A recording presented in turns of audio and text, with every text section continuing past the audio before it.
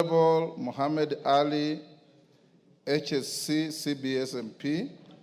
The Honorable Raphael Wanjala, CBS MP.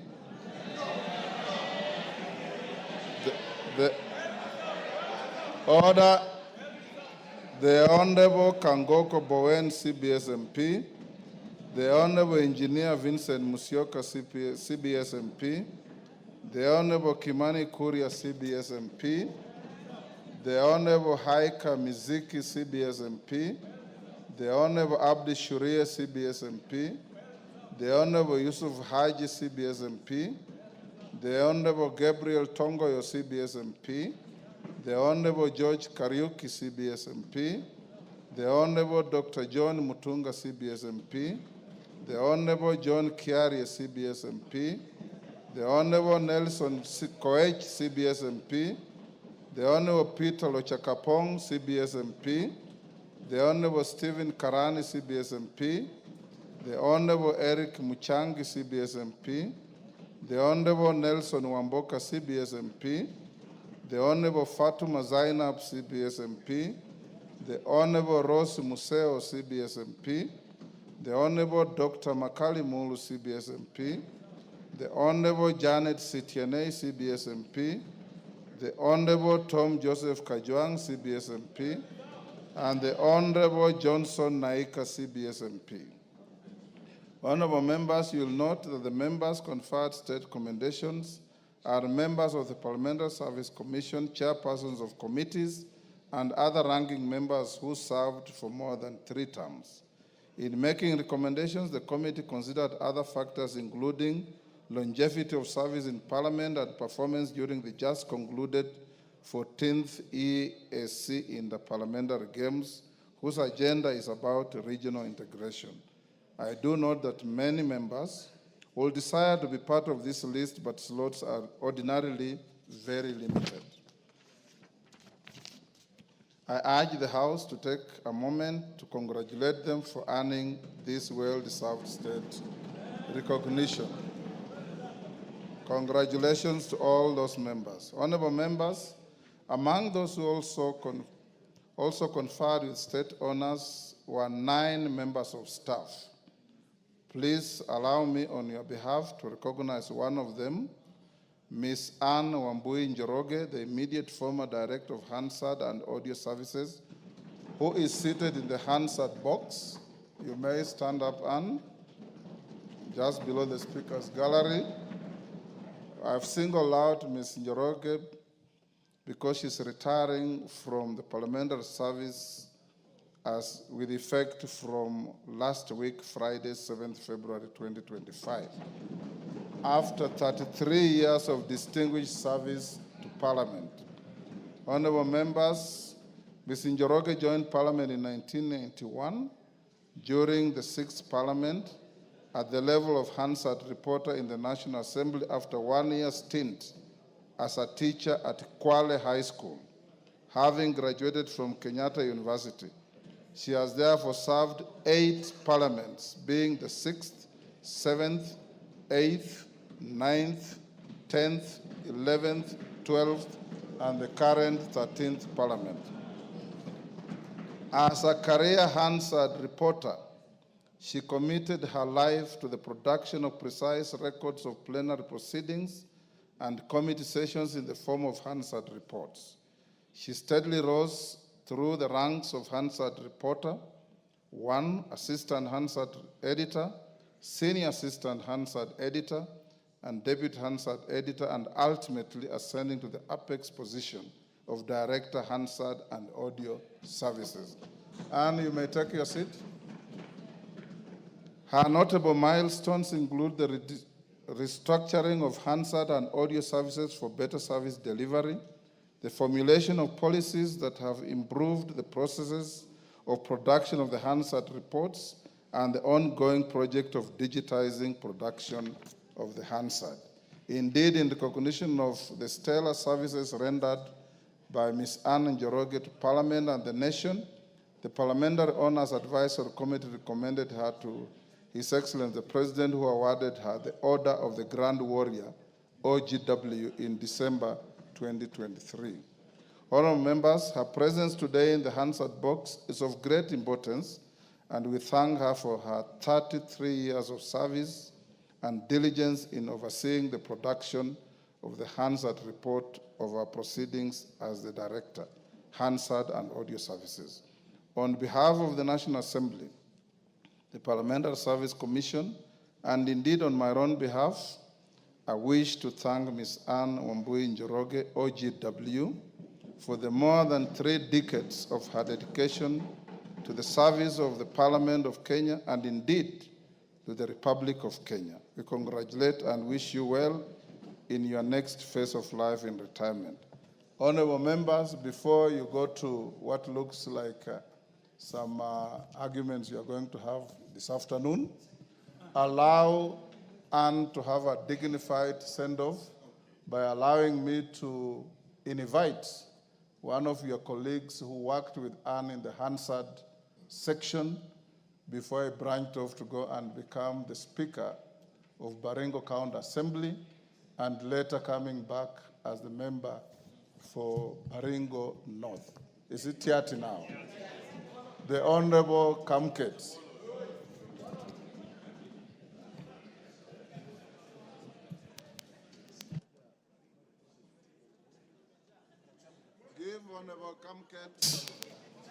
Give Honorable Kamate the mic.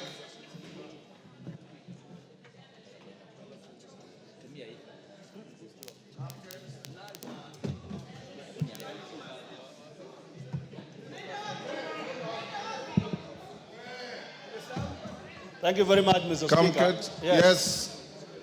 Thank you very much, Mr. Speaker. Mr. Speaker, indeed, it is a Order, honorable members, this is a great day for Anne Njoroge. Give her the silence so that she can be honored by one of your colleagues who was her colleague.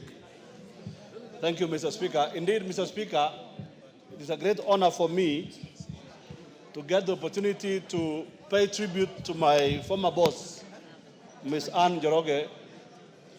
Mr. Speaker, I joined Parliament myself as a Hansard reporter in February 1997. And immediately, Mr. Speaker, I was thrown into the deep end of Hansard reporting.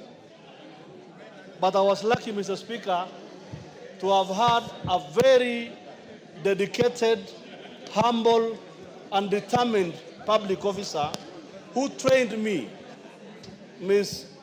Anne Njoroge, Mr. Speaker. Order, Robert Mbui. Order, Robert. If Anne Njoroge was your sister, your mother, or your cousin, or your wife, you would love to give her this day. Go on, Kamate. Thank you, Mr. Speaker.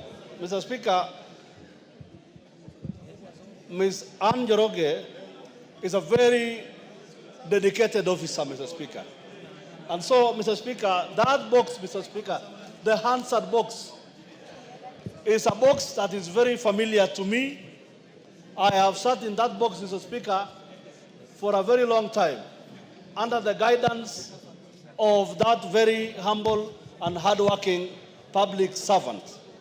And I'm very proud, Mr. Speaker, to be her product, to be the product of her guidance. And Mr. Speaker, that Hansard box, Mr. Speaker, has also produced not only me, but the Honorable Member for Matungu, the Honorable Peter Oscar Nabulindo, who was equally a Hansard reporter with me under the guidance and leadership of Ms. Anne Wambui Njoroge. Mr. Speaker, when I joined Parliament in 1997, this House, there was no Parliamentary Service Commission at that time. I remember, Mr. Speaker, we used to go and line up at Mr. Kiliku, the accountant, for salary, Mr. Speaker. And at that time, Mr. Speaker, not even the members of Parliament had bank accounts. We used to line up at the finance office to receive salary. At that time, Mr. Speaker, we did not like the members of Parliament that much, because we would line up for more than 2 hours and then about 10 or 15 members of parliament come and overtake you as we all lined up for salary. But perhaps, Mr. Speaker, what's the most interesting about Hansard, because we are talking about Ms. Wamboi today, is that the Hansard, Mr. Speaker, is supposed to be an accurate report of the spoken word without interfering with the facts and the line of thought of the honorable member. It's a very specialized kind of reporting, Mr. Speaker, and I want to say that in the office that I worked with, in the Department of Hansard led by Ms. Wamboi and other officers, we were able, and I believe even as at now, we were able, Mr. Speaker, to capture the lines of thoughts of honorable members, organize their thoughts without losing the facts and realities of what they want to present. And the next day, Mr. Speaker, whenever a member wanted to have or wanted to go through what they contributed to in the House, they would be mesmerized at how well they spoke, at how well thought out their ideas were, only because, Mr. Speaker, the Hansard officers put in many hours of work to make everything right. So, Mr. Speaker, as my colleague, my former boss, Ms. Njoroge, retires, I want to wish her the very best in her life. And I want to say, Mr. Speaker, that box there, the Hansard box, is a great box.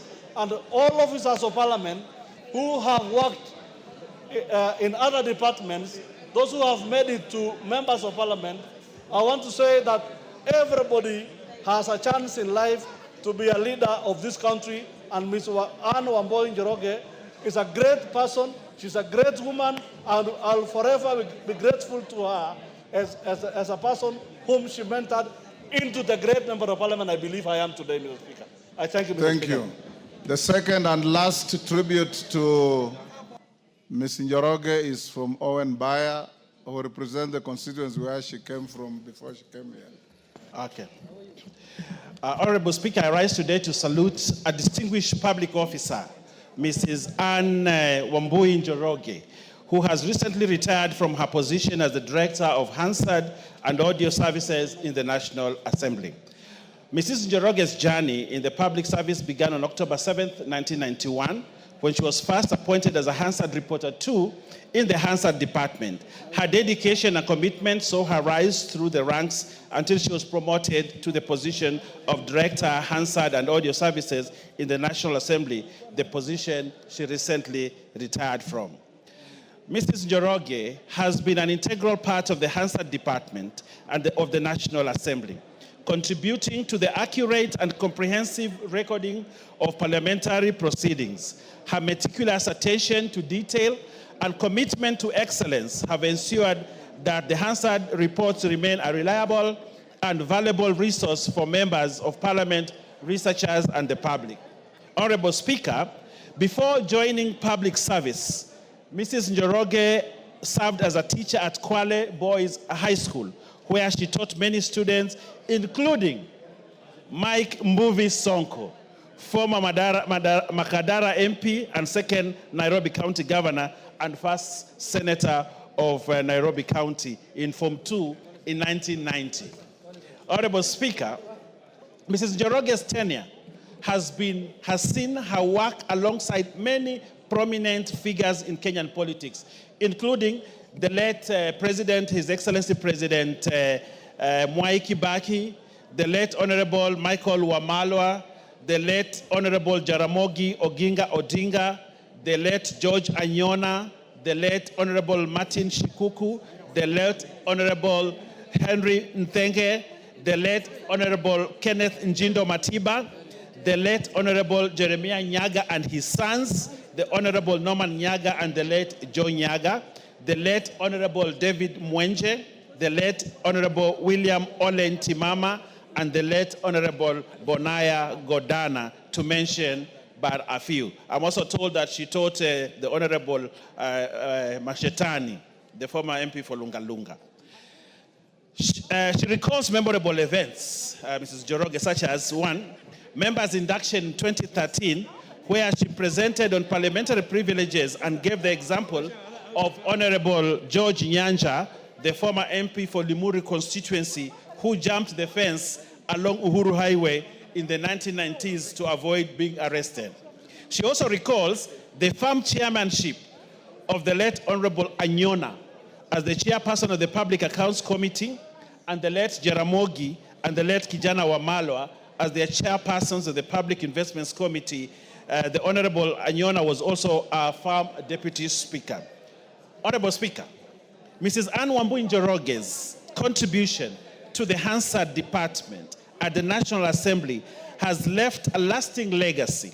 Her unwavering dedication and professionalism have set a high standard for all who follow in her footsteps.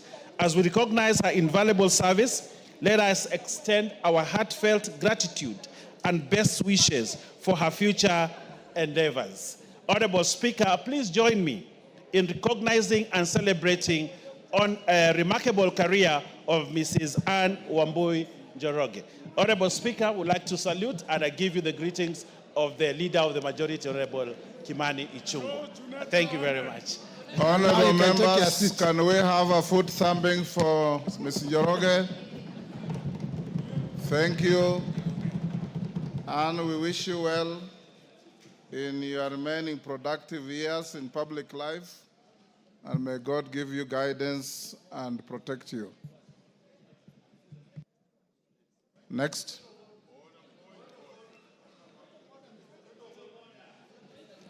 Yes.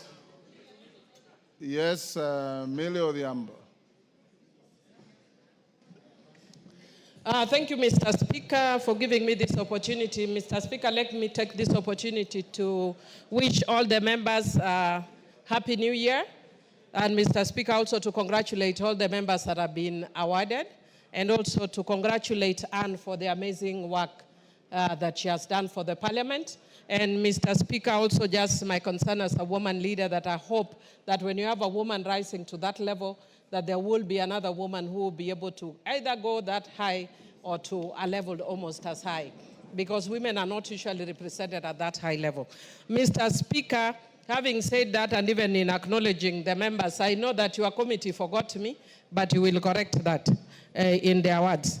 But having said that, Mr. Speaker, I wish to stand. Yes, I do have a CBS, but I also want to rise. I'm still doing good work. Mr. Speaker, if I don't praise myself, who will praise me? Mr. Speaker, I wish to stand under standing order number 19A and 20. Mr. Speaker, of our standing orders, Mr. Speaker. And Mr. Speaker, I wish to indicate further to a court decision, the High Court decision. Order, Millie. Take your seat. I know you did see me in my chamber and indicated you raise a matter that you're trying to raise. I'll give you an opportunity, but let's finish with some preliminaries first. Clerk, order. Order, Angela. Order number 3, messages. Order number 4, petitions. Order number 5, papers. Majority.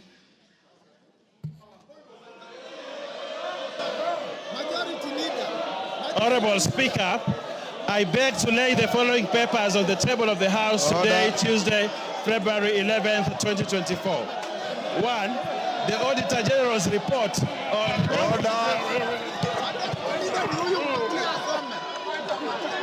Order.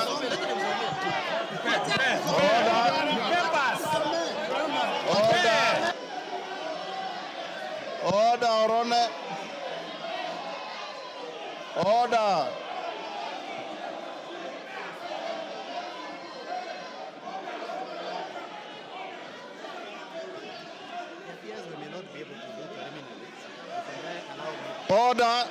Take your seats. Order. Take your seats.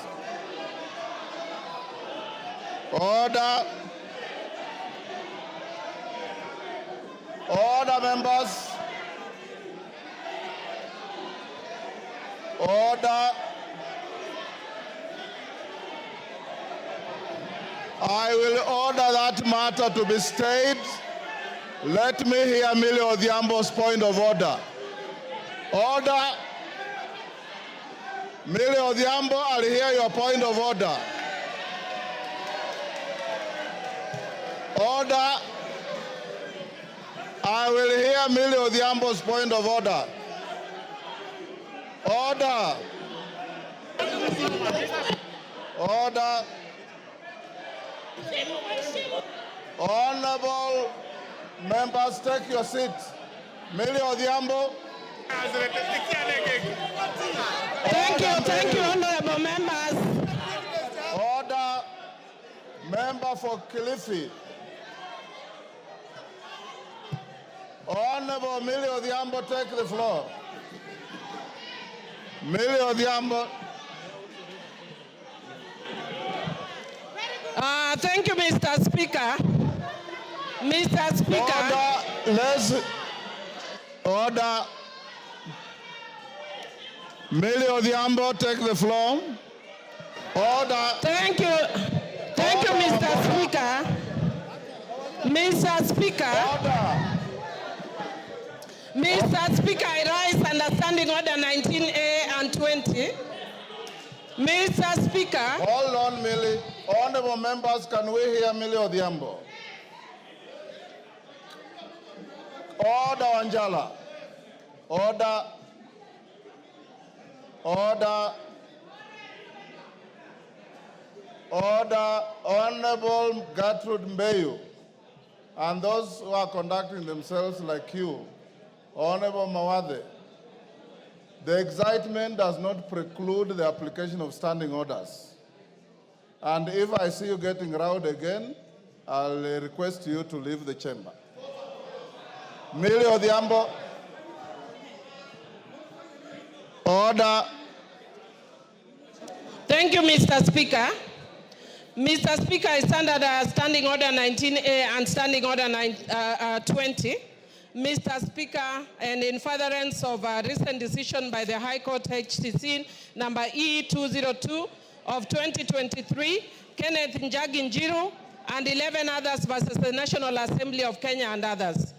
Mr. Speaker, I will not go to the demerits and merits of that matter. I will go to what the court concluded, which is that the Azimio side is the majority. And based on that, Mr. Speaker, again, because I've said I'm not going to the merits and demerits of that decision, Mr. Speaker, I want to just indicate that I have therefore, as the majority party whip of Azimio, today handed over to your office a copy of that decision of the High Court with a letter that we are giving you our, according to the standing orders, our majority leader as Honorable Junet Mohammed and Honorable Robert Mbui. Mr. Speaker, following the standing orders, Honorable Junet will thereafter then communicate to me officially as the minority whip, going by what the standing orders, but a majority whip. Majority. Mr. Speaker, I also stand under Standing Order 90 and had actually consulted you about this. And Mr. Speaker, if you look at the judgment of that court, the court actually infer that because of the position you hold as Speaker and also as Chairman of your party, Mr. Speaker, it is not as party leader of your party. Mr. Speaker, it is not possible for you, to be fair, you are going to be conflicted when you are conducting the matters of this House. Mr. Speaker, I therefore humbly request you to step down and mandate Honorable Gladys Boschole to take over in discharging the functions as the Speaker because of your conflict of interest. Mr. Speaker, Mr. Speaker, Mr. Speaker. Order. Order. Mr. Speaker. Mr. Speaker, in concluding, Mr. Speaker, because I said I'm not going to go to the merits and demerits of the matter, in concluding, I want to urge that as a parliament, we need to obey court rulings and decisions, even when we don't agree with them. And Mr. Speaker, I also just want to indicate that you can see my two colleagues are standing next to me. My advice to them in future is to follow a philosophy from my community which says, Telo Ikao, Telo Kumingato. So next time they should do what Honorable Ruku did. Jump if you have to, but take your position the way Honorable Millie has done. Is that part of your point of order? No. Mr. Speaker, I said as an obiter.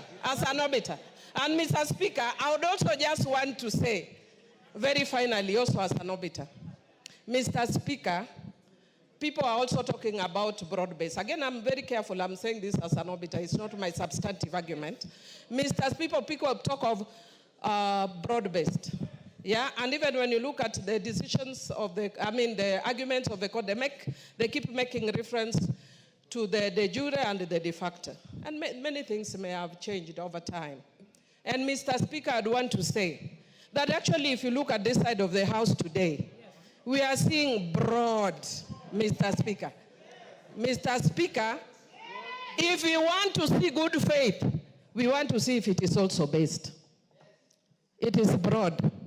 But based, whether it is based will depend on the decision going forward. Otherwise, we will be told by the court it is hot air, this broad base is hot air, wild goose chase, and all those other things, Mr. Speaker.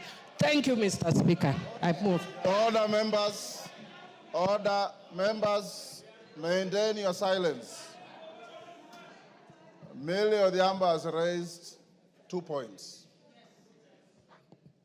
One I'll dispose of very quickly, and the other I will allow the House some latitude. As to whether the Speaker, yours truly, should preside over these proceedings or not, I'll dispose it of as follows. One, there's no motion before the House about the Speaker. Number two, I am a senior lawyer in this country, and I'm your senior Millie Odhiambo. I have read that judgment with a tooth comb, and there's nowhere it requires the Speaker to do what you are saying. More particularly, the final findings of that judgment, which as a distinguished learned friend, we had an opportunity to read through together today. That judgment does not cast aspersions on the Speaker presiding on such proceedings. Number three, in similar situations, in the 10th Parliament, a motion was brought to this House by the then member for Kibwezi, the Honorable Patrick Musimba, to discuss the conduct and the possible vacation of office by Speaker Muturi as he then was. Speaker Muturi presided over the debate, and the vote was taken, and the motion went the way it did. Number 4, in the 7th Parliament, when I was a fresher in this House, the Honorable James Orengo, or one of the then Ford Kenya members, brought a motion to discuss the conduct and character of the then Speaker, Francis Xavier Kausai Olekaparo. Kausai Olekaparo presided over the proceedings. The motion was debated and put to a vote, and it went the way it did. I'm sure you know that neither Muturi nor Kaparo left office on the basis of any motion. Number 5, you as truly as your Speaker does not debate, does not vote. I hold a position of honor to preside over your proceedings. Anybody who wants to say anything about this judgment, I'll give you an opportunity. And it's finally going to be yours truly to give you a ruling on the matter. It must also be made very clear as we listen to each other that neither the court nor any authority outside this chamber, and senior lawyers like Otiendo Molo should know this, neither the court nor any other authority outside this chamber can make declarations that affect the conduct of business here except yourselves by voting and by the speaker giving you rulings. Number seven, we sit here as a quasi-judicial body. And as a quasi-judicial body, I will listen to you, and I assure you, I'll give you a fair finding. It is like going to court and telling a judge that because the lawyer appearing before him was his classmate, he will not be fair. That has no foundation in law or in fact. So I'll open up and hear those who want to have similar points of order, as Millie Odhiambo has raised, on the judgment. And I want also to caution you members that your standing orders do not allow you to discuss the person or character of any judge unless you have brought a special motion to discuss that judge. You can analyze the judgment, you can agree with it, you can disagree with it, you can qualify it, you can do whatever you want. But don't disparage or discuss the character of any judge without a special motion as is provided for in our standing orders. Honorable Millie Odhiambo, that is my direction. Thank you.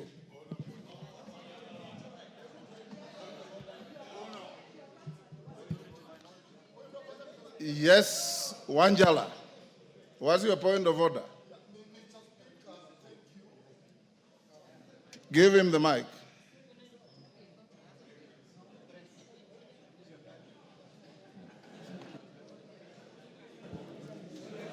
Thank you, Mr. Speaker.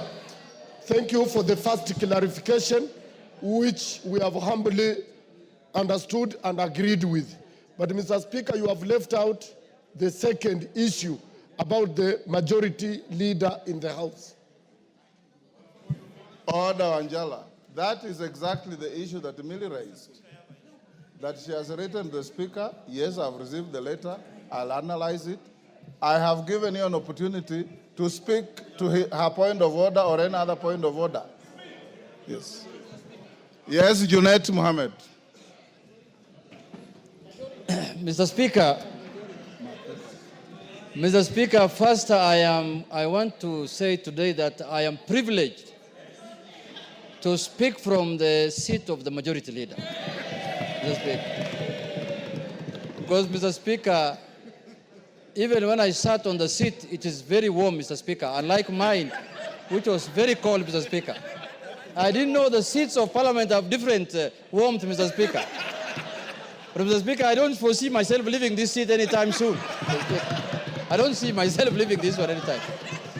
But having said, Mr.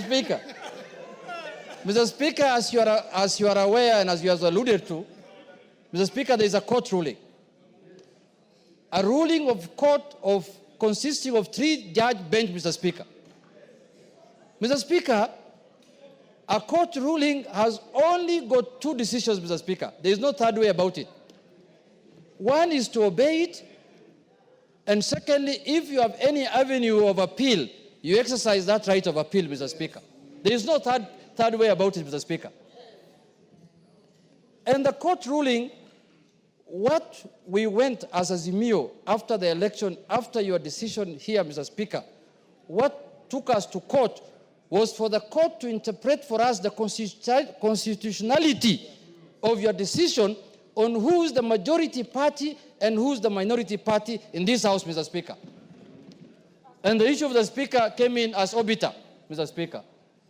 But what took us to court, we wanted to know, because when we arrived here after the election, we arrived here knowing very well that we are the majority party, Mr. Speaker. And we are the numbers.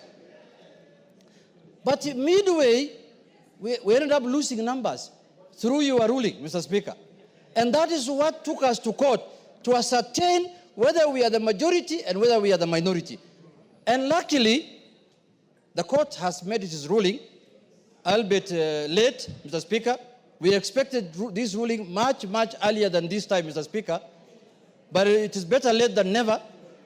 The decision arrived, and the decision has said that the Azimio party is the majority party in Parliament, Mr. Speaker. And I so happen to be the minority leader as of now, Mr. Speaker. So today afternoon, I just switched seats, and I took over the role of majority leader, Mr. Speaker. And I am capable of doing that work, Mr. Speaker. I have the capacity, I have the qualifications, I have the capabilities, I have the numbers in the House, Mr. Speaker, to lead, Mr. Speaker. I have everything what it takes, Mr. Speaker, to be the majority leader of this House, Mr. Speaker. But, Mr. Speaker, the issue that we need to exercise, to analyze, Mr. Speaker, is that, Mr. Speaker, I want to say this. Mr. Speaker, court rulings are very important, Mr. Speaker. You remember after the election, we disputed the result of the election. We ended up filing a court case in the Supreme Court. The Supreme Court pronounced itself that we did not win the election, and the other party won the election, and we abided by it, and we respected the court ruling, Mr. Speaker. This court ruling also must be respected, Mr. Speaker. Because it's not like any other court ruling, Mr. Speaker. It's a ruling of the Court of the Republic of Kenya, Mr. Speaker. Mr. Speaker, this ruling cannot be taken jokingly, Mr. Speaker. When I went through it last evening, Mr. Speaker, these judges are raising very serious fundamental issues. They are raising issues relating to violation of the Constitution, Mr. Speaker. And you remember we impeached someone here because he violated the Constitution, Mr. Speaker. Mr. Speaker, if this matter is not addressed, we are going to have a constitutional crisis in this country, Mr. Speaker. So for that reason, Mr. Speaker, jurisdictions all over the world and democracies all over the world that we borrowed from, even this presidential system that we are running today, that is running in this country, Mr. Speaker. In the United States, there are times when the executive is from the Republican Party and the House is ruled by the Democratic Party, and life goes on. It doesn't matter that we are going to oppose everything that the government wants to do. If government brings here bills and policies that are of benefit to the country, we will support it, Mr. Speaker. And as you know now, many things have gone under the bridge. There is this animal called also broad-based, Mr. Speaker. We want to broaden, deepen, and tighten this relationship, Mr. Speaker. If I may borrow your words, we want to broaden it, deepen it, and tighten it, Mr. Speaker, so that we can have a country that is cohesive, Mr. Speaker. Mr. Speaker, there is no way we are going to have this animal in place, and then when we want to become the majority, people look at us with suspicious eyes. How can it be, Mr. Speaker? Members of Parliament are members of Parliament. They work under the Article 95 of the Constitution, which has given them the roles of oversight, legislation, and representation, Mr. Speaker. We are not going to do our business outside Article 95, Mr. Speaker. So, I want to allay fears here that the majority in the House must be from the ruling party. That this ruling is giving us posterity. This is doing things for posterity, Mr. Speaker. Next election, or the other election in 2032, a government might come in place where the president garners the majority votes and is elected as the president, but he will not have numbers in Parliament. His numbers might be few in Parliament, and he becomes a minority. So this is now the trend we are setting, that Parliament is independent, Judiciary is independent, Executive is independent. We have no problem with the Executive to do their work, and we know the President of the Republic of Kenya as of today is Honorable William Samoei Ruto, Mr. Speaker. There is no doubt about that. So there should be no ambiguity and doubt that the majority leader in the National Assembly is Honorable Junet Mohammed, the Member of Parliament for Sunai, Mr. Speaker. Mr. Speaker. And I am going to serve the country diligently, Mr. Speaker, without any fear and favor, Mr. Speaker. I am a seasoned politician. I am serving my third term in Parliament, Mr. Speaker. I know how Parliament operates. I know how parliamentarians work, and I understand how bills are done in this parliament, Mr. Speaker. I have gained enough experience. So this mindset, Wind up, Mr. Speaker, this mindset that the ruling party must have majority in parliament for them to do the executive work of the country, Mr. Speaker, that mindset must be gotten rid of, Mr. Speaker. We must emulate democracies that have matured over 200 years, Mr. Speaker. In the last election, in the last administration of Biden in America, Mr. Speaker, wind up. the Republican Party was controlling the House, Mr. Speaker, and the Democratic Party was controlling the Senate, and life was going on as usual, Mr. Speaker. So, Mr. Speaker, my advice to the House and to Parliament in general is that the only solution to this problem is to go to appeal. Until the appeal overturns this matter, I shall be recognized as the majority leader of the Republic of Kenya. Mr. Speaker, thank you very much, Mr. Speaker. Those few remarks, I conclude. Kainan, order, honorable members, before order Wanjala. Order. In all civilized parliaments, when you appreciate a point, you thumb your foot. You don't stand up and throw your hands in the air. Kainan, before you take the floor, let's have some ground rules. Everybody are given an opportunity to speak. Can we do 3 minutes? Is that good enough? Everybody are given an opportunity. We do 3 minutes. I want 3 minutes. Let's also observe decorum. 3 minutes. Honorable Robert Mbui and Honorable Mwenje. If it is making a point, you have made your point. It is beneath your dignity to continue standing there while the matters are going on. Kainan. Thank you, Mr. Speaker. Mr. Speaker, this is luckily... Order. Let's hear each other in silence. Mr. Speaker, this if is... If you really want to get a reasoned ruling from the Speaker, let's hear each other. Kainan, give to Kainan. Mr. Speaker, this is the House of Rules. This is the House of Traditions.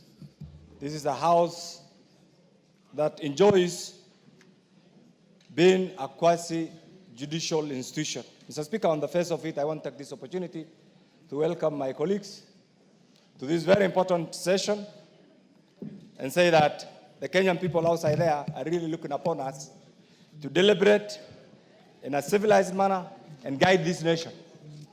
Mr. Speaker, there comes a time when there are issues that must be deliberated and agreed upon. And I want to agree one thing with my brother Junet, that you are qualified even to be the President of the Republic of Kenya, not even the majority leader alone. Mr. Speaker, having said this, there are certain things that we must clear and follow the procedures, and it's only the procedures that will guide us. Mr. Speaker, if you look at the order paper today, the next order paper, order number 8, is supposed to provide for the appointment of members of the House Business Committee, which is the anchor committee for the House Business, Mr. Speaker. But we cannot reach there until certain issues are sorted out, Mr. Speaker. Mr. Speaker, now that we can discuss the appointment under this order number 8, I want to seek your guidance on the following. Mr. Speaker, it's apparent that the High Court last week has quashed the ruling contained in the Speaker's communication dated 6 October 2022 on the majority and the minority. That is a fact. It cannot be denied. Mr. Speaker, secondly, I had a chance to go through this great ruling. I've internalized, I've looked at it, I've seen what it means, I've seen what in the letter and interpretation of this, what the Speaker in the House is generally expected to do. Mr. Speaker, on the face of it, there are certain, the petitioner sought the following declaration to be issued that Azimio La Umoja One Kenya coalition is the majority party in the National Assembly based on the outcome of the general elections of the based on the outcome of the elections of members of the National Assembly held on 9th August. The second, Mr. Speaker, prayers was the declaration be issued Kenya Kwanza Alliance is a minority party in the National Assembly. Mr. Speaker, if you look at the orders given, even under order number 4, it's a bit confusing. It is not explicit. It doesn't say this. The court declined. They quashed the Speaker's ruling, but did not give proper guidance on what constitutes the majority and the minority. Mr. Speaker, from... Give him 1 minute. It is clear, Mr. Speaker, the court quashed the ruling of the majority and the minority, but never answered the question on how this later on is going to be arrived in the House, Mr. Speaker. Mr. Speaker, this means we are back to square one where we were when this parliament started. We are back to square one, Mr. Speaker. Mr. Speaker, unless this question is determined, we are staring at a crisis. Mr. Speaker, I say this because standing order, yes. Standing order 171, I'm on a point of order, Mr. Speaker. Yes, Wanjala. What's your point of order? Give him the mic. Give Wanjala the mic. There you are. Mr. Speaker, courts are arbiters. And when they have given orders or declarations, it's up to the institution to implement. It is not debated. Order, Wanjala. You have seen the ruling of the court. Order, Wanjala. Order. Order, Wanjala. I don't know whether... Have you even read that judgment? Have you read that judgment?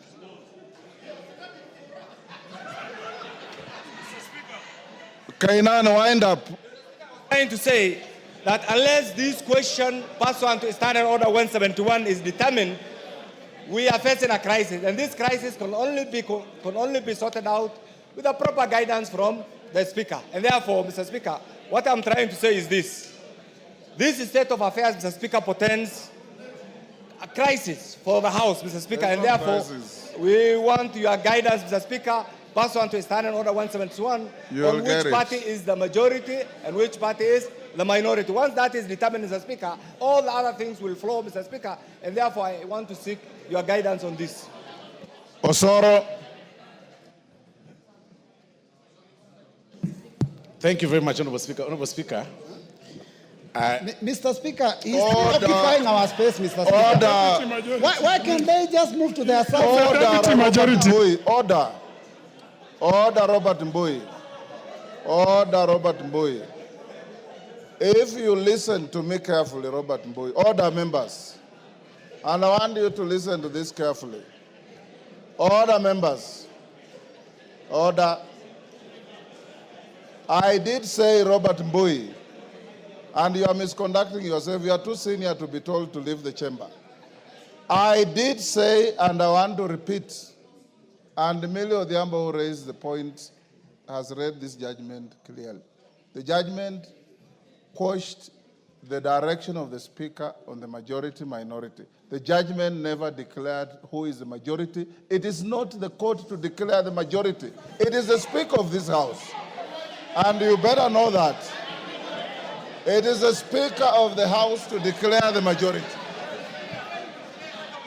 Robert Mbui gone. Not Osoro. Okay. Thank you very much, Honorable Speaker. Honorable Speaker, I want to speak it up from what you've actually said, Honorable Speaker. That even upon reading the judgment of the court, the standing orders of this House, Honorable Speaker, gives you power to declare who is the majority and who is the minority. We appreciate the judgment of the court as it is. We are ventilating about the judgment. We respect the courts. But again, it is these very laws that govern, as Honorable Speaker, that give you that power, as Honorable Speaker, to declare the majority and minority. So even as Honorable Junet and the Honorable Emilio Odhiambo, Honorable Speaker, live on rented space, they should know that the final declaration of majority and minority comes from your seat, Honorable Speaker. But even then, Honorable Speaker, perhaps we should ponder and ask ourselves these very pertinent questions. In the past 2 years that we've served in this House, Honorable Speaker, We've served in these capacities, as it were, on who is the majority and who is the minority, Honorable Speaker. Several decisions have been made. We have formations of the committees that fall on the majority, minority, chairman, the committees that are supposed to be led by members from the majority side, and the committees that are led by the members of the minority side. Does it mean, Honorable Speaker, that every decision that has been passed by the committees, or any report that has been passed by the committee that falls on the minority, as it were then, and the majority, is it rendered mute as it is right now, Honorable Speaker? If going by the judgment, if we read on the judgment, like they want us to define it as it, just on plain paper, Honorable Speaker, that is question one. Question two that we should ask ourselves, Honorable Speaker. Right now, the selection panel, Honorable Speaker, of the IEBC that was nominated by both the minority parties or the Parliamentary Service Commission, that minority party brought the membership, the majority party brought the membership. The IEBC selection panel has already started working, Honorable Speaker, right now in terms of selecting the next commissioners. What then happens to them? What happens to that selection panel? Because they were appointed on the basis of the majority and the minority when the Parliamentary Service Commission, submitted the names. Those are the questions we need to ask ourselves, Honorable Speaker. The Commission for Revenue Authority, Honorable Speaker, that again is a preserve of both the minority and the majority. Honorable Speaker, what then happens on the decisions that have been made in the past 2 years? The allowances that have been paid, Honorable Speaker, the travels that have been made, everything that we've passed, Honorable Speaker, in this house. Those are the questions that we need to ask ourselves, because we are at the midterm of this Parliament, Honorable Speaker. Even as you retire to make this your ruling, Honorable Speaker, it is important for us, Honorable Speaker, to ask ourselves those very pertinent questions. Because we shouldn't just be... Okay. Thank you, Osoro. Give him a minute. Honorable Speaker, you see, we shouldn't just be talking about positions on who is the minority, who is the majority leader. And as Honorable Junet has well put it, we are all members of Parliament and we can serve in whatever capacity. But let's look at the implications of this decision, Honorable Speaker. What happens to what we've passed in the past 2 years?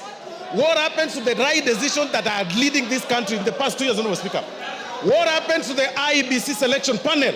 Those are the questions. Otherwise, I'll tell my colleagues, the Honorable Millie Odhiambo, who is saying that she has added in her CV the position of the chief whip of the majority.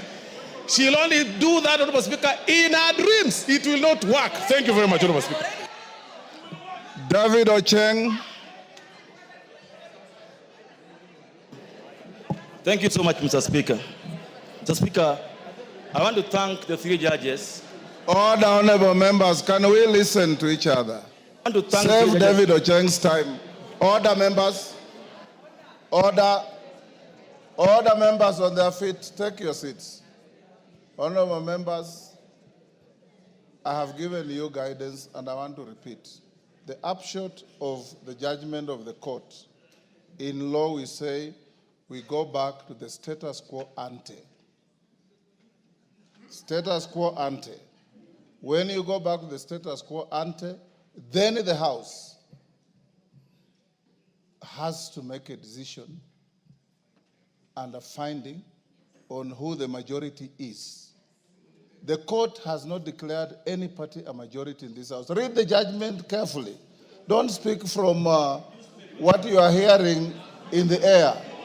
That is number one. Number two, order, Wanjala. I'm just giving you guidance so that you don't speak irrelevantly.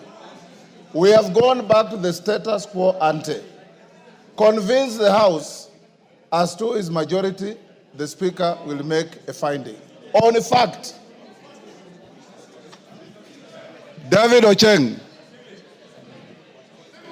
Thank you so much, Mr. Speaker. Mr. Speaker, I want to thank the three judges for their judgment of last week, Mr. Speaker. We got a new constitution that we keep testing and that keeps guiding us on how we run our affairs as a country, Mr. Speaker. Mr. Speaker, under the law we passed in this Parliament on coalition making, Mr. Speaker, it is presumed that there will be coalitions, people will leave coalitions, some will enter coalitions, Mr. Speaker, and so it is presupposed that in any term of Parliament, Mr. Speaker, one side will be a minority today, tomorrow that side may be a majority, because this is a moving target, Mr. Speaker. Mr. Speaker, as to who is minority or majority is not cast in stone. And therefore, the finding by the court, Mr. Speaker, that the decision on who is majority and minority in the 13th Parliament was decided on 8th of August 2022 is wrongful, Mr. Speaker. I disagree with it because, Mr. Speaker, today,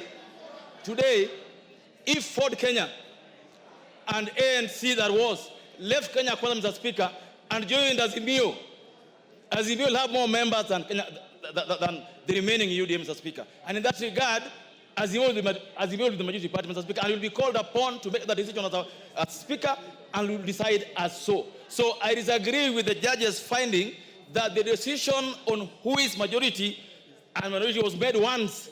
It cannot be made once. It depends on the facts of the day in this house. If, for example, tomorrow I'll be heard, I'm sure I'm going to be heard. I'm sure I'm going to be heard. I will be heard, Mr. Speaker. Because, Mr. Speaker, if today in Azimio, if Wiper left and Jubilee left and UDM left, Mr. Speaker, Azimio will have only ODM with 85 members, Mr. Speaker. It will be a minority. So the decision on who is minority and majority, Mr. Speaker, moves like a pendulum depending on who has left which coalition. So you cannot tell us that that decision is made once only in the election, Mr. Speaker. And that's why the judges are wrong on this matter, Mr. Speaker. Number two, Mr. Speaker, very important, Mr. Speaker, it's very important to note, Mr. Speaker, that the day you made this decision, Mr. Speaker, the day you decided on this matter, you had facts before you. You had evidence before you telling you that UDM has left Azimio. MDG has left Azimio. UDM, MDG, NCPP, PA, you had those facts before you. You couldn't ignore those facts. You can't ignore them. Even in this, Mr. Speaker, you made a finding, Mr. Speaker, that the courts have not said that Azimio is a majority. The courts have said, go back and decide. And so Azimio must today convince you. Yes. Morogara, I'll give you. Thank you. Thank you very much, Mr. Speaker. Mr. Speaker, what you need to decide on is the wording of Article 108 of the Constitution and the Standing Order number 19 of our Standing Orders. Of importance is the use of the verb to be in that particular article and in that particular standing order.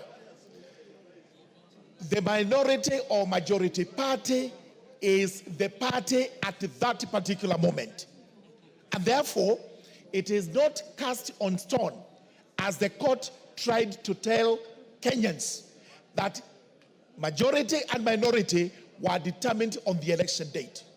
The words used, the tense used is, which means from time to time as the issue comes into question. Therefore, the court was wrong, and this is one of the... Yes, I respect the decision of the court, but on appeal, we will be arguing that the three judges were wrong because they actually did not take into consideration the use of that verb to be by having it in the present tense, that it is from time to time. And one example I can give is this. As at before the ruling, the majority was the Kenya Kwanza coalition.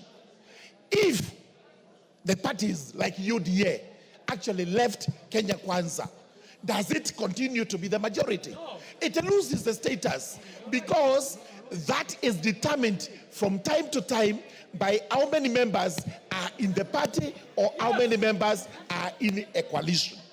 The court actually overreached when they went to interpret it this way, and we shall be taking these matters on appeal. But today, because the course of action of the 6th of October 2022 is spent, we require from you, Honorable Speaker, you give us another ruling using the verb to be.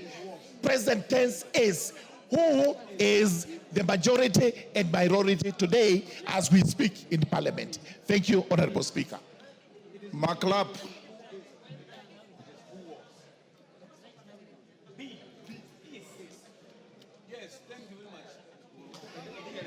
Thank you, Mr. Speaker. I want members protect me from these members. Mr. Speaker, this decision of the court, I find it belated. Mr. Speaker, for one reason. This decision was based at a freezing point.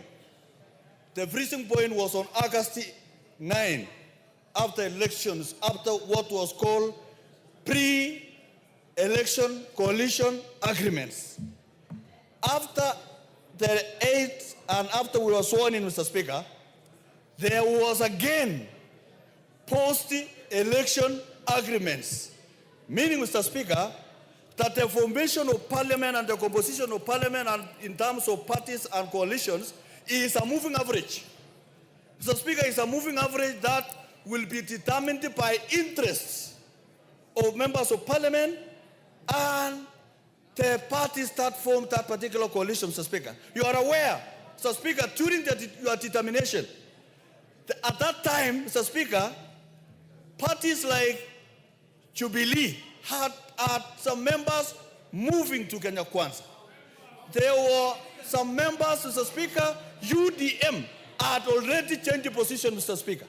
So even if Wamunyora have changed their position now, Mr. Speaker, you need to ensure there is a post-election agreement, Mr. Speaker. So, Mr. Speaker, what we are determining, Mr. Speaker, is a fundamental thing that will guide Parliament for many years.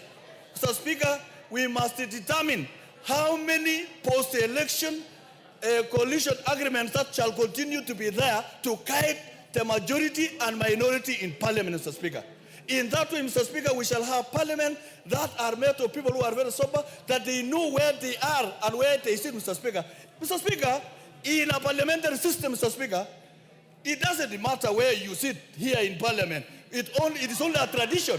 It is only a tradition, Mr. Speaker, but in terms of determination, Mr. Speaker, of minority party or majority party rests on your case, Mr. Speaker, and rests on existing post-election agreements that have continued to be there, Mr. Speaker. So it is over to you, Mr. Speaker.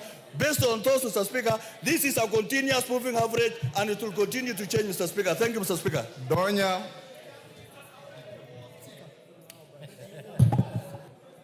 Thank you, Mr. Speaker. The fact that, Mr. Speaker, you have told us that we debate and you are going to rule on this one. I ask myself, the fact that Azimio didn't win the election of the Speaker, who are the majority then, that is our question. If we are debating, if you didn't win, we didn't win, I'm in Azimio, we didn't win the position of the Speaker, who are the majority then. That is, yes, that is the answer. You should answer. Who won? Who won? Put the question, Mr. Speaker. Who won the position of the Speaker? Then, who are the majority? Then, we should be debating on other things, Mr. Speaker. We should help our people. Like Kisi, we have no water. We have no electricity. We are discussing things that have been shot straight. Who was the Speaker then when we came to Parliament? The first time on 29th of September, who was elected as the Speaker? Thank you, Mr. Speaker. Wamboka.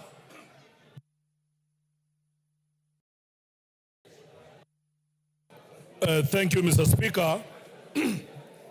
My contribution is as follows. First, I'll speak as an elder from Luya community. No, you relax. Order. I'll speak as an elder from the Luya community that let's keep the Speaker out of this issue. If you get to the position of the Speaker, then we start taking sides and it will not be good. Two, Honorable Speaker, parties went for election and the law required that you choose which coalition you wanted to belong. At that point, that was to determine which side you belong. There was Azimio and there was Kenya Kwanza. Some people decided to sign an agreement with Kenya Kwanza. Some decided to sign agreements with Azimio. Please, let's respect that position. Then elections were held, results came out. Mr. Speaker, I know some members of parliament, when we had the first meeting of Azimio in KICC, we had Kina Mutuse with us. It is only after realizing that the presidency is going segemunege, that is how they shifted to the other side. But the fact that their numbers belonged to Azimio has not changed. Now, basic people here are trying to argue that you can change any other time. No, at the time of election, Azimio was the majority. Give us that position. Honorable Junet Mohammed is our majority leader. Honorable Milio Diambo is our majority whip.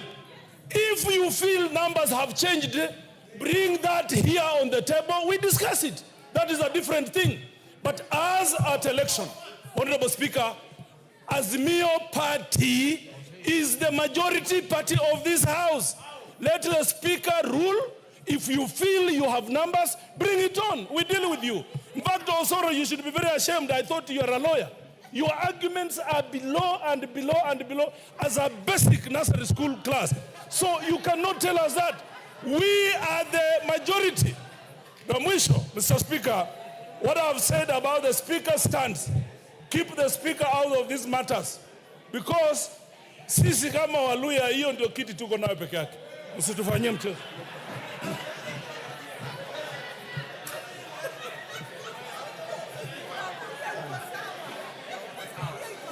Sabina Chege.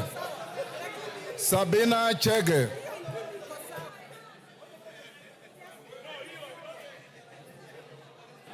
Yes, Thank you. Order. Thank you, Mr. Speaker, for this Yes, opportunity. Sabina, hold. Yes, Junet. What is your point of order? Mr. Speaker, Mr. Speaker, the honorable member, Honorable Wamboka, who has just finished his contribution, Mr. Speaker, says that the only seat we have in this parliament, the seat of lawyers, is only yours, Mr. Speaker. Mr. Speaker, do we assume now? Order, Honorable. He also said keep the Speaker out of this. So keep me out of this. Sabina Chege. Thank you, Mr. Speaker, for the opportunity. And Mr. Speaker, from the onset, I want to say that this judgment is meant to bring paralysis in this House. And you need, Mr. Speaker, to make a decision on this matter. Having listened to my colleagues on this judgment, and I've also gone through it, Mr. Speaker, there's a lot of consideration on the status quo as on 6th of October, 2022. Mr. Speaker, from 6th of October, many things have changed. Mr. Speaker, after your ruling, we made committees that were formed in this House. Mr. Speaker, there is also Parliamentary Service Commission that was also formed based on the minority and the majority. We have the IBC Select Commission. Mr. Speaker, we also, as a House, gave the leadership. Early this month, Mr. Speaker, we also received communication or reconstitution of the committees. And this afternoon, we're meant to have the House Business Committee. And so, Mr. Speaker, the big question I'm asking myself. So, who are going to be the chairs or the membership based on the majority and minority? And I think as a House, Mr. Speaker, and the fact that you're supposed to give a decision, you need to clear the air on the issue of majority and minority. After 2 years, Mr. Speaker, many things have changed. There are post and there are pre-coalition agreements. There are some coalition agreements that were done before the election, Mr. Speaker. If we take the case of Chap, Mr. Speaker, even before the election, they had left the coalition that they had signed with before. And so as we make the decision, are they part of Azimio? And the other question is, does Azimio still exist? Mr. Speaker, as a Jubilee Party, June 2023, we wrote a letter here as members of Jubilee Committee and requested to be an independent political party. So, Mr. Speaker, as we make this decision, Are we going to be counted in Azimio, or are we going to be counted as independent?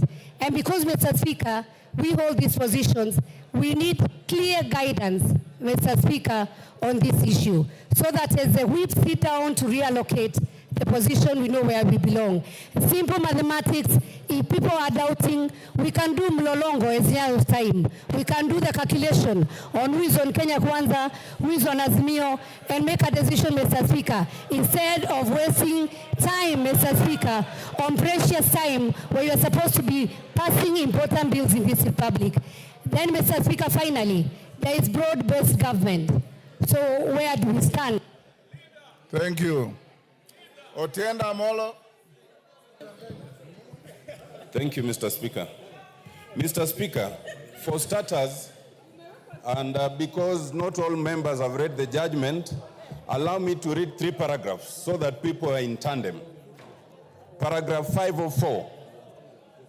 We thus hold and find that the simultaneous holding of the position of Speaker with that of the leader of political party and the leadership positions in the ruling political coalition, as in the case with the current National Assembly, and the concluding part is this dual role is therefore unlawful and unconstitutional.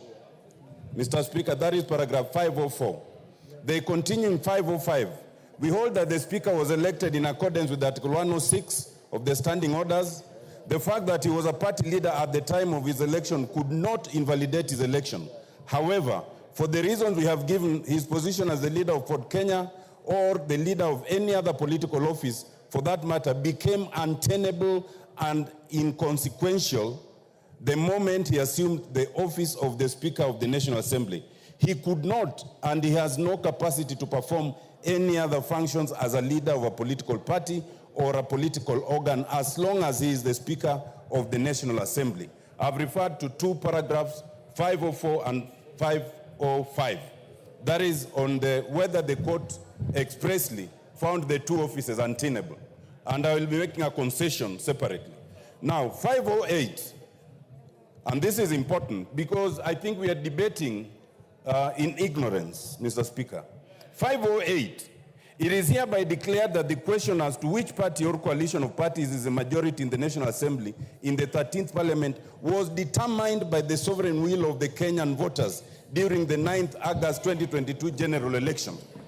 It continues, Roman 2, it is hereby declared that the Honorable Speaker's ruling on determination contained in his communication of 6th October is null and void. Roman 3, it is hereby declared that the Honorable Speaker's ruling on determination, blah, blah, blah, on the minority, again, is null and void. And finally, an order of certiorari is hereby issued quashing the Speaker's ruling. Let me now make my submission, Mr. Speaker. First of all, this matter did not go to court in vain. The contestation, Mr. Speaker, was your considered ruling of 6th of October. Once that ruling is quashed, you cannot then, Mr. Speaker, with due respect, come and say that no decision has been made. The consequences are 2. 1, the leader of minority becomes the leader of majority by operation of law, even if you do nothing else. But in this case, we have gone further. And under Standing Order 19A, Standing Order 3, it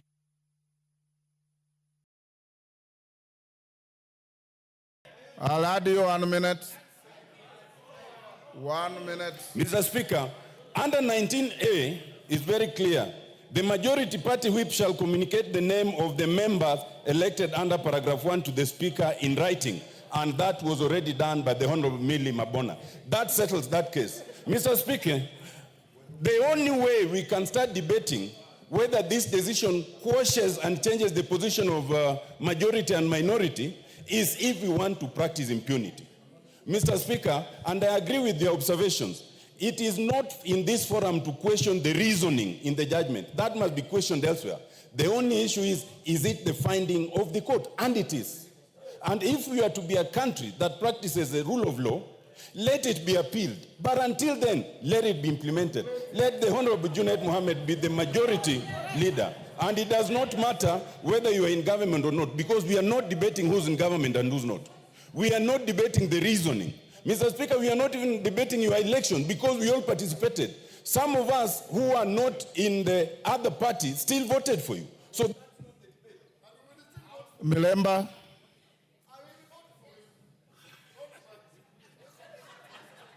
Order, Wanjala. Thank you, Honorable Speaker. Order, Wanjala. It suffices to mention that the senior counsel has also read the judgment very selectively. Very selectively. Yes. Thank you, Honorable Speaker. And I think this judgment is good, and I want to ask members to exercise restraint the way we are doing as we deal with it, because it will grow our own standing orders and decisions that have been taken by this parliament before, just like when we had the stalemate on who should lead the House Business Committee, and the Honorable Marende made the ruling that has been talked about. Honorable Speaker, in the judgment, which I've also read about 508 paragraphs, I want to spot out one, and which I think the senior counsel did speak on. And that's the one that says that the question as to which the party or coalition of a party is a majority party was determined by the sovereign will of the people on the 9th August 2022. That is as it goes.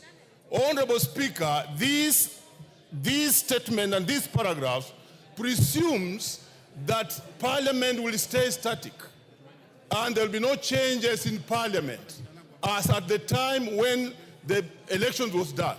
The truth is that if we were to follow this, it would mean that majority party would remain majority party for 5 years as determined at the time of the general elections. That is not correct. Majority and minority parties are fluid situation that keeps on changing depending on many happenings within Parliament. We know of the by-elections that are forthcoming in some of the constituencies. We have 4 constituencies which you can name: Benisa, Ugenya, and others which lost or don't have members of Parliament. What are the kind of results that will come out of that situation? Will it not numerically affect the majority and minority leadership in the House? Those are issues that I want you, Honorable Speaker, to determine. It also assumes that there are no post-election agreements which can be done. When you go to Schedule 3 of the political parties, it talks about how coalitions can be entered. You can get out of coalitions, and it determines how they can be done in law. If all those changes have happened, then we cannot be static and say that it is static for 5 years. And therefore, one other reason, Honorable Speaker and members, why the court did not go to the extent of determining is because there are 3 arms of government. They have the legislature, we have Parliament, and we have the judiciary. And the Parliament is independent, honorable members. Let's not allow that we shall be told what to do. Here, this must be done by the rules and order of Parliament, which is our own standing orders. And that is why, Honorable Speaker, you have to make a ruling on this, on which political party, as of now, give me some more time, is the majority in the House. This is not a static position. It's a fluid position that keeps on changing. Let me refer to governments like governments in Germany, Israel, very good examples. Currently, the Prime Minister of Canada is going to resign. Why? Because he has lost some of the coalition parties that were around him. Once he loses them, he's no longer the leader. And therefore, we have to rearrange Parliament. Thank you, and I submit. Karole Omondi. Thank you very much, Right Honorable Speaker. I did raise this matter on October 6th. Actually, it was my first statement in this House on the question of which of the coalitions was majority party in this House. The courts have made that decision somewhat by not declaring, but by giving the indication as to how the process should be done. I think we should frame our issues in terms of 5 questions. On the question of what is majority party, it is not for the court, it is not for the Speaker to decide. It is not even for this House to debate and decide. Our standing orders clearly provide the mechanism of determining which is the majority party in this House. The Clerk writes to the Registrar of Political Parties. The Registrar of Political Parties gives us a return based on IEBC election results. And on the basis of the letter from the Registrar of Political Parties, this House gets to know which is the majority party. That is the position in law. That is the position in law, and that is what I raised on October 6, 2022. And that is the path we must go back to. That is the path we must go back to. It is not for the courts, it's not for the speaker, it is not for this house to debate or decide the majority party. Second question is who the majority leader or the minority leader is. By dint of this decision, as we speak today in this house, there is neither a majority leader nor a minority leader. By dint of that decision. And again, our standing orders and the Constitution provide a pathway. We have, as coalitions, must hold elections and bring minutes tabled in this house to determine who the majority leader is, who the minority leader is. That has not been done. So there is no majority leader, there is no minority leader today. My friend Kimani Chungwa is out of work, Junet Mohammed is out of work. The third question is the question of the import of this judgment on the position of the Speaker. The position in law is that the Speaker was elected by a majority of members of this House. This decision does not affect your position. Number 4, the question of the constitution of the committees of this House. We cannot even proceed to constitute the House Business Committee today because we neither have a majority or a minority leader. We have to determine those questions first before we go forth and constitute committees of the House. Finally, the impact of this decision on the previous decisions of this House. None. Whatever was done then in good faith holds. We must now proceed and write to the registrar to tell us who the majority party is. That is the position in law. Thank you, Mr. Speaker.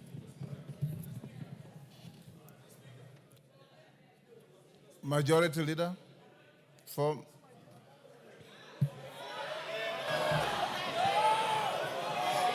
Kimani Chungwa. Thank you. Imani Chungwa will speak. Thank you, Honorable Speaker. Chungwa will speak. Thank you, Honorable Speaker. Honorable Speaker, let me first welcome members back to the House after the long recess and join you in thanking members even for showing up during the special sitting last month.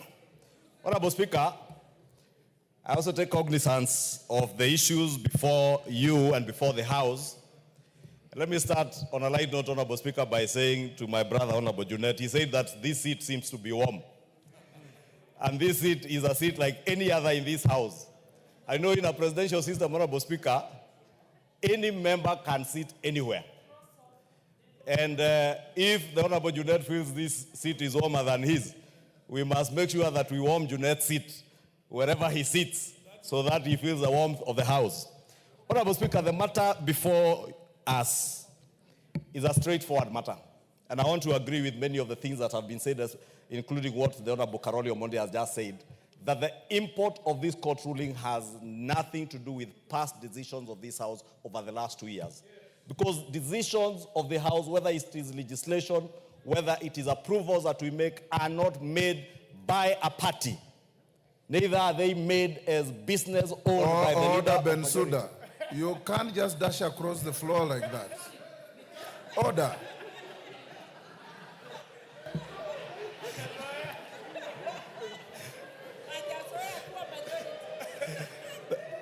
Thank you, Honorable Speaker. Honorable Bensouda is not used to sitting on this side of the House, so we may forgive her. Honorable Speaker, I was saying that decisions of the House are decisions of Parliament. That is why when we move a bill, a government bill, moved by the leader of majority, when it is approved by the House and enacted as law, it becomes an act of Parliament, not an act of the leader of majority or an act of the government of Kenya. It becomes an act of Parliament. And therefore, all previous decisions made by this House have been decisions of the House, and the House subsists as it were on the 9th of August 2022, as it is today, Honorable Speaker, with the unfortunate loss of one or two of our members who have lost, one through a by-election and one by passing on. Honorable Speaker, we also have a very good constitution, Honorable Speaker. And as much as I respect the decision of the court, I completely disagree with the court in many aspects, and some of which have been touched on. I do not want to dwell on to them, Honorable Speaker. But the question that we need to ask you, Honorable Speaker, and ask ourselves, what is it out of the 34 prayers Honorable Speaker, there is a lot of loud consultations behind me. Order, members. I say, Honorable Speaker, the gentleman who went to court with a total of 34 prayers before the court. Amongst those prayers was a declaration by the court that the Azimio coalition be declared as a majority party and the leader of the Azimio coalition in parliament be declared as the majority leader in the House. The court declined to give that declaration or that ruling. The only ruling out of the 34, Honorable Speaker, that was given by the court was to annul your ruling of October 2022. And the import of that annulment, Honorable Speaker, when they said that they found it to be unconstitutional, null and void, the import of that is we go back to the status quo as at 9th of August 2022. It's called status quo ante. Status quo ante, Honorable Speaker. You know, I'm only an accountant, I'm not a lawyer, Honorable Speaker. But at least, I also know, Honorable Speaker, because I studied in commercial law, in my accounting studies, the doctrine of ultra vires, where anything that is ultra vires the Constitution, any Give him a minute. Any statute, Honorable Speaker, or any act of parliament that is inconsistent with the Constitution is null and void to the extent of that inconsistency. And I was saying we have a beautiful Constitution because this Constitution gives powers, or rather powers to enjoy rights, including the right of association, which is the most important thing in our Constitution. Chapter 4 is what, Chapter 4 for Constitution on the Bill of Rights is what has built our Constitution as amongst the most progressive constitutions in the world. Therefore, the members, the 14 members in question, Honorable Speaker, from UDM, PA, MDDG, MCCP, enjoy certain rights that not an act of parliament can take away from them, including the right to associate. No court, no law can tell the member for Ugenya, MDDG, that he must remain in Azimio. There is no court, no act of parliament, including the Political Parties and the Political Parties Coalition Act that was acrimoniously passed in this House at the tail end of the last parliament, can force the 8 members of UDM to associate with Azimio. That cannot happen, Honorable Speaker, and that is why, to a large extent, I disagree with the court, because those 14 members enjoy certain inalienable rights to enjoy their rights of association, to associate with the political coalition they desired. And they told us, Honorable Speaker, letters were tabled, including letters, Honorable Speaker, that I have seen from the Registrar of Political Parties, ascertaining that MDDG, UDM, PA, Maendeleo Chap have left Azimio. The leader of Jubilee Party in this House, Honorable Speaker, the Honorable Sabina Chege, has today enjoys a position as a whip of an independent parliamentary political party called Jubilee. On that basis, Honorable Speaker, Jubilee then cannot and shall not and shall never be counted as part of Azimio. Therefore, Honorable Speaker, what, Honorable Speaker, we are inviting you to make a decision on the status quo ante. On status quo ante, Honorable Speaker, it is up to you as a Speaker to now make a fresh ruling, since your ruling. Yes, Junet. Mr. Speaker, it is not my intention to interrupt. You have already done so. Yeah, my colleague, Mr. Speaker, the minority leader. Mr. Speaker, is it correct, Mr. Speaker, for the minority leader to mislead the House that those parties who are members of Azimio cannot be forced to stay in Azimio, Mr. Speaker? To that extent, Mr. Speaker, there is a procedure of getting out of Azimio, Mr. Speaker. They have not followed the procedure, Mr. Speaker, and I can tell you I'm the Secretary General of Azimio, Mr. Speaker. They only wrote letters to me. They never followed the procedure, Mr. Speaker. And Mr. Speaker, I can see David Ochieng wants to respond to me. That's one member party, Mr. Speaker. We don't discuss in this, Mr. Speaker. Order, Honorable Junet. Don't disparage your colleagues. You are better than that. Kimani Ichung'wah, you have 1 minute. Honorable Speaker,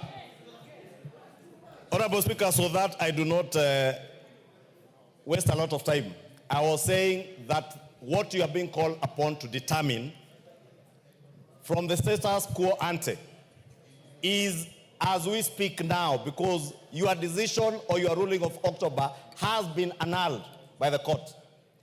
Respect to that court ruling is paramount, and you must respect it.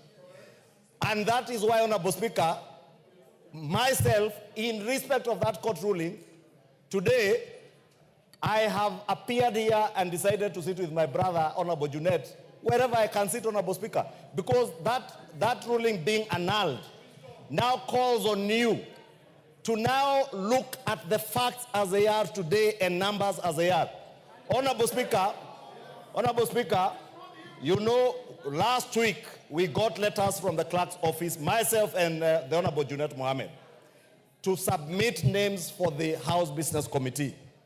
And it is important to note, Honorable Speaker, that both of us have seen submitted names to the House Business Committee, names which appear on the order paper today, both from the minority side and from the majority side, Honorable Speaker.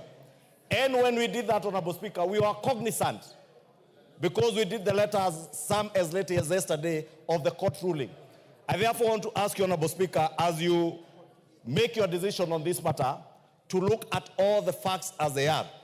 The 14 contentious slots in Azimio, and I agree with Honorable Junet, there was a process of getting out of Azimio. That process, has it been followed? Are there letters? Because, Honorable Speaker, I have seen letters that confirm that UDM, MCCCP, PA, MDDG have left Azimio. The Honorable Sabina Shege, Honorable Speaker, I am speaking about the letters, Honorable Speaker, that I have, which I will table before the House, Honorable Speaker, because I have copies in the office from the Registrar of Political Parties. And therefore, Honorable Speaker, I want to beg of you that as you make that decision, look at those facts. Also, Honorable Speaker, look at the facts that today, Honorable Speaker, the Honorable Osoro did submit a letter to you on my nomination and election as a leader of majority in September of 2022, signed and assented to by over 171 members of this House. The Honorable Junet Mohammed, late last year, after the Honorable Pio left, did submit the whip.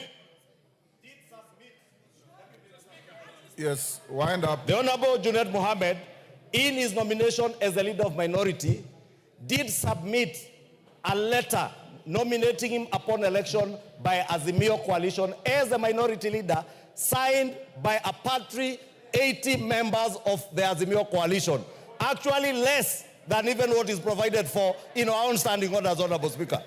Less than what is provided for in our standing orders, because our standing orders have a certain threshold as to who and how many members should have elected you as a minority leader, Honorable Speaker.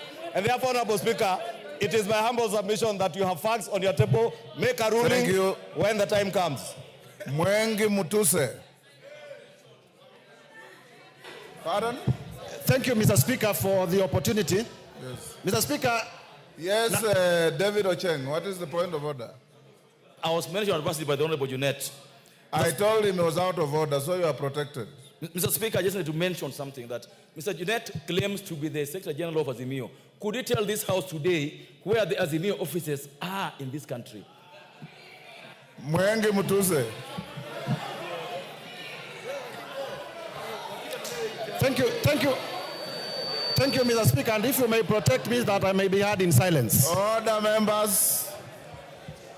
Order. Mr. Speaker, we are debating a very important matter. And you are sitting on a very delicate matter. When you retire to make a ruling, you'll be making a ruling for the country. I am one of the lawyers who participated in the litigation that led to this decision. And therefore, I am aware of the facts and the law and the arguments that went into court for this determination to be made. Mr. Speaker, importantly, as you retreat, I am elected under the Maendeleo Chapter Party, which is one of the parties whose membership is under dispute. I will be tabling before this House a letter dated 30th January 2024 by the Registrar of Political Parties confirming that Maendeleo Chapter Party is no longer a member of the Azimio One Kenya coalition. And I will be asking you, when you retreat, to give effect to that exit in line with the ruling that you made on the 6th of August 2023, as well as the judgment of the court. Mr. Speaker, as you retreat also, I will invite you to look at an important doctrine that has been developed by the Supreme Court in the United States, and that has been applied locally. And this is the political question doctrine, or the doctrine of justiciability. This doctrine was developed so that the separation of powers can be given effect, so that matters that are for the legislature are left to the legislature, matters that are for the judiciary are left to the judiciary, and matters that are for the executive are left to the executive. It is my submission that the matter of determining the minority leadership and the majority leadership is a matter for Parliament and is not a matter for courts of law. Finally, Mr. Speaker, it is important to look at the gazettement, the gazette notice that declared the members who have won positions. In the gazettement that was released by the IEBC, there was no mention of coalitions. There was no mention of Azimio. There was no mention of Kenya Kwanza. In my constituency, they declared Mwengi Mutuse the winner under Maendeleo Chap. In all the other constituencies, and if you look at that gazette notice, there was no mention of a coalition.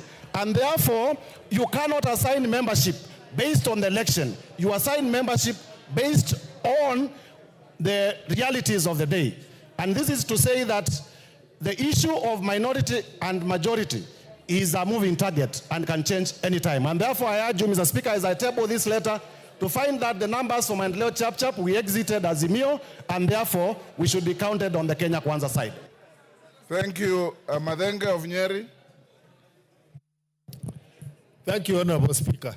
Honorable Speaker, allow me to start by acknowledging that in our country, the formation of coalitions is around post and pre-elections. And therefore, the determination of this case, Honorable Speaker, would only have benefited Azimio if the courts had made their determination urgently as the case was taken to court under a certificate of urgency.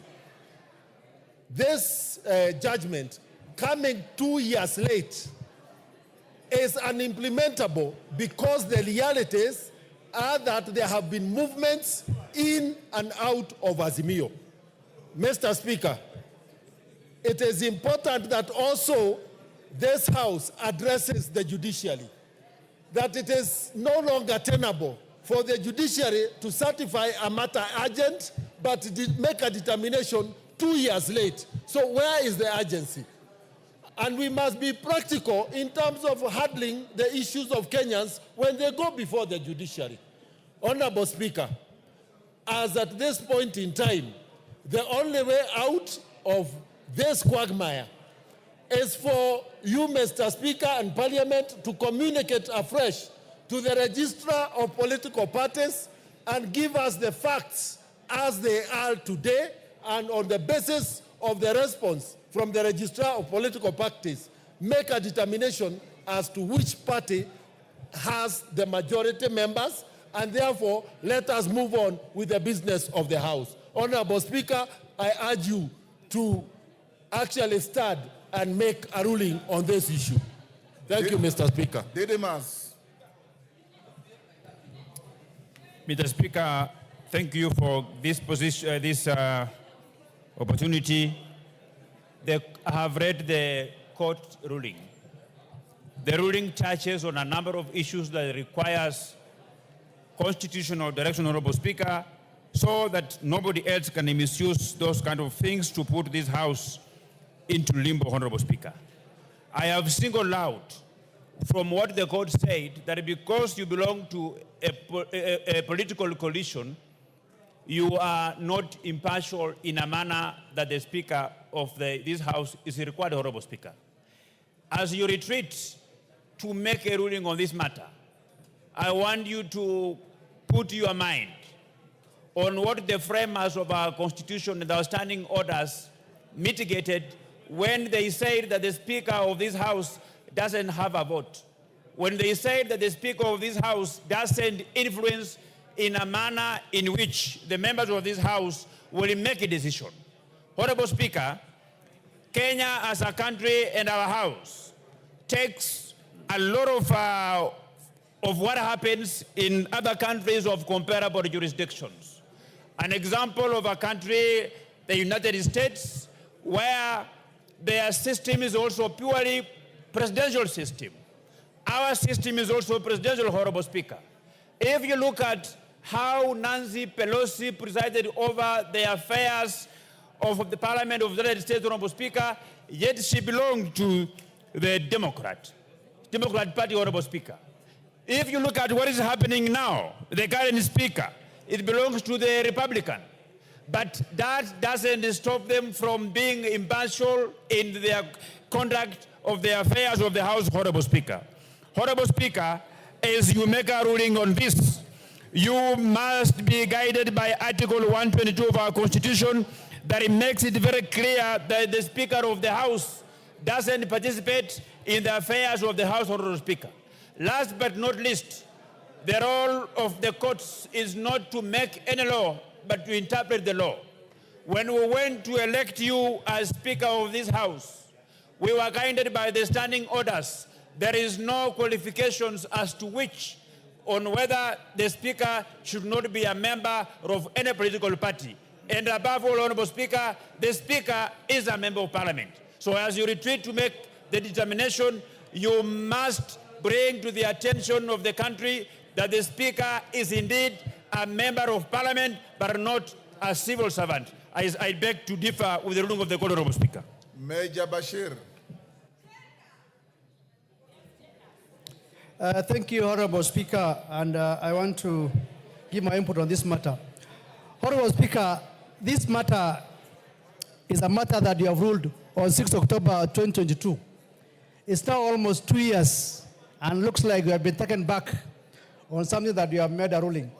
And from that time up to now, I think this House has done exceptionally well in executing its duty and mandate. Now that we have been taken back, and I think the ruling itself is not in good faith. Honorable Speaker, I was looking at the ruling itself. One thing that I picked is the issue that said the electorates determined who is... Yes, member for Kibra. What's your point of order? Hold Bashir's time. Yes, Orone. Honorable Speaker, only 30 members have spoken. I would wish that we reduce the minutes from 5 to 2. We are doing 3. 3 minutes, Orone, is not too bad. It's not too much. Go on, Bashir. Pardon?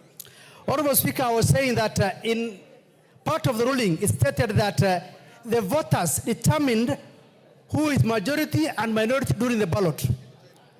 If you look at the specimen of the ballot paper, there was nowhere written Kenya Kwanza coalition or Azimio coalition. It was just individual members and individual parties. So I think on that aspect, they might have gone a bit too low on that aspect as well. So there's no way the voters will have determined who is a member of a coalition and who is not a member of a coalition. Honorable Speaker, there is what we call pre-election pacts and post-election pacts. For the purpose of UDM, which I'm a member as well, we had a pre-election pact with Azimio coalition. We also had, after the elections, post-election pact with Kenya Kwanza. It's allowed. It is there in our statutes. There's no doubt about it. So if we, as UDM, decided that now we are working and have a relationship with Kenya Kwanza, I think no one can stop us from saying, why are you interacting? There's freedom of assertion, freedom of speech as well. So I think on that matter, and as you make your determination, the only person that you need to rely on is to ask the registrar of political parties to tell you what is the status of these 14 members through their parties and determine whether they belong to Kenya Kwanza or they belong to Azimio coalition. And I think on that aspect, we'll go back to what we call the status quo ante until you make the declaration. Thank you, Honorable Speaker. Jen Kagiri. Thank you, Honorable Speaker. Honorable Speaker, I attempted to understand the ruling and I realized it was 71 pages, 507 paragraphs. I read that there were 34 prayers, but the judges only honored 3. Honorable Speaker, in one of the rulings, the first one, the judges said that the majority and minority were already determined at the ballot on 9th August 2022. Honorable Speaker, as a layman, I would want to translate this to mean that the determination that was done at the ballot paper is based on the members of parliament seated in this house, Honorable Speaker. Honorable Speaker, I believe it's in your power to determine who the majority and the minority are by even a simple head count. I believe in the Constitution there is the freedom of association and any member can choose to be in whatever coalition they are in. Honorable Speaker, I believe it will be your honor to make the determination of the minority majority based on that, and I believe for the parties that already left their coalitions, there is a right to be in new associations that they deem comfortable and necessary for them. Thank you, Honorable Speaker. Thank you, Jen. Deputy Speaker, you said you wanted gender. Now let me give the women. Deputy Speaker. Thank you, Honorable Speaker. I think when this judgment came out, I remember reading it with a lot of disbelief as a lawyer. And first of all, maybe I can correct Honorable Junet. The court did not say that Azimio is the majority party. So you actually cannot be sitting on that seat. That is going to be determined by the Speaker. As we speak now, that is not the case. So I said, I just wanted to point out a few things here. When I read the judgment, I can say it's conflated, it's convoluted, it is confusing, and it even reveals that there was no laws looked into. For example, the argument that the Speaker cannot be a member of a political party or be a political party leader is flawed. Because first of all, Section 12 of the Political Parties Act prohibits every public officer from getting into a party or in politicking. But in subclause 2, it gives an exemption to the president, the deputy president, members of parliament, members of the county assembly, governors, and deputy governors. And the Speaker is a member of the National Assembly. Article 97 of the Constitution gives the membership of Parliament, which includes the Speaker, the substantive Speaker, as an ex-officio member. So even just from looking at that, and that is why I would like my colleagues who are praising the judgment to know that it has very glaring complete disregard of the law. And that one, you don't need to be a magician. Just read Article 97 of the Constitution and then read Section 12, subsection 2. Also, if you see the way the court has interpreted the law and said that the determination of who is a majority party and minority party is decided by the people at the time of the ballot. Again, that is inaccurate. Kenya is a first past the post electoral system, which means it is individuals who have voted who can enter into a coalition and join parties. And I think they are confusing it with the South African method, because the South Africa has a mixed member proportional representation system. So people are voted in by parties, not as individuals. And so, just looking at that, we need to also ask ourselves in Parliament that how is it that we have a judiciary that does not follow the same laws that they are supposed to apply and interpret? Also, if you look at when during the arguments of the case, the judgment itself in the judgment says that they decided to look at other evidence and that they did not have any evidence of who had left the coalition. But at the same breath, in the same judgment, they contradict themselves and point out that the Registrar of Political Parties provided for them the evidence. And even as we speak now, Honorable Speaker, when you are away is when this judgment came out. And immediately, I instructed the Clerk of the National Assembly to write to the Registrar of Political Parties to give us a true position of how the membership is organized. And therefore, I'm requesting that the clerk should be able to give me that letter so that I can table it and let it become part of these proceedings. And then, purely that it will be your decision to make a ruling as to the majority and minority parties as the speaker. And the courts don't have any power to do it. That's why, even though they nullified your ruling, they did not actually make any declaration because they know that that is a pure mandate of the speaker. Thank you, Honorable Speaker. Emmanuel Wangwe. Thank you, Honorable Speaker. Honorable Speaker, I want to first and foremost seek that you clarify on one or two issues, basically. The issue, Honorable Speaker, to do with among the very many prayers that were cited by the petitioner was the prayer to declare the seat of yourself as being vacant. A situation which you tried to explain, Honorable Speaker, in the beginning, but my take it goes differently, Honorable Speaker. That, Honorable Speaker, we all know Article 106(2) particularly gives us the analysis how you can vacate your office, Honorable Speaker.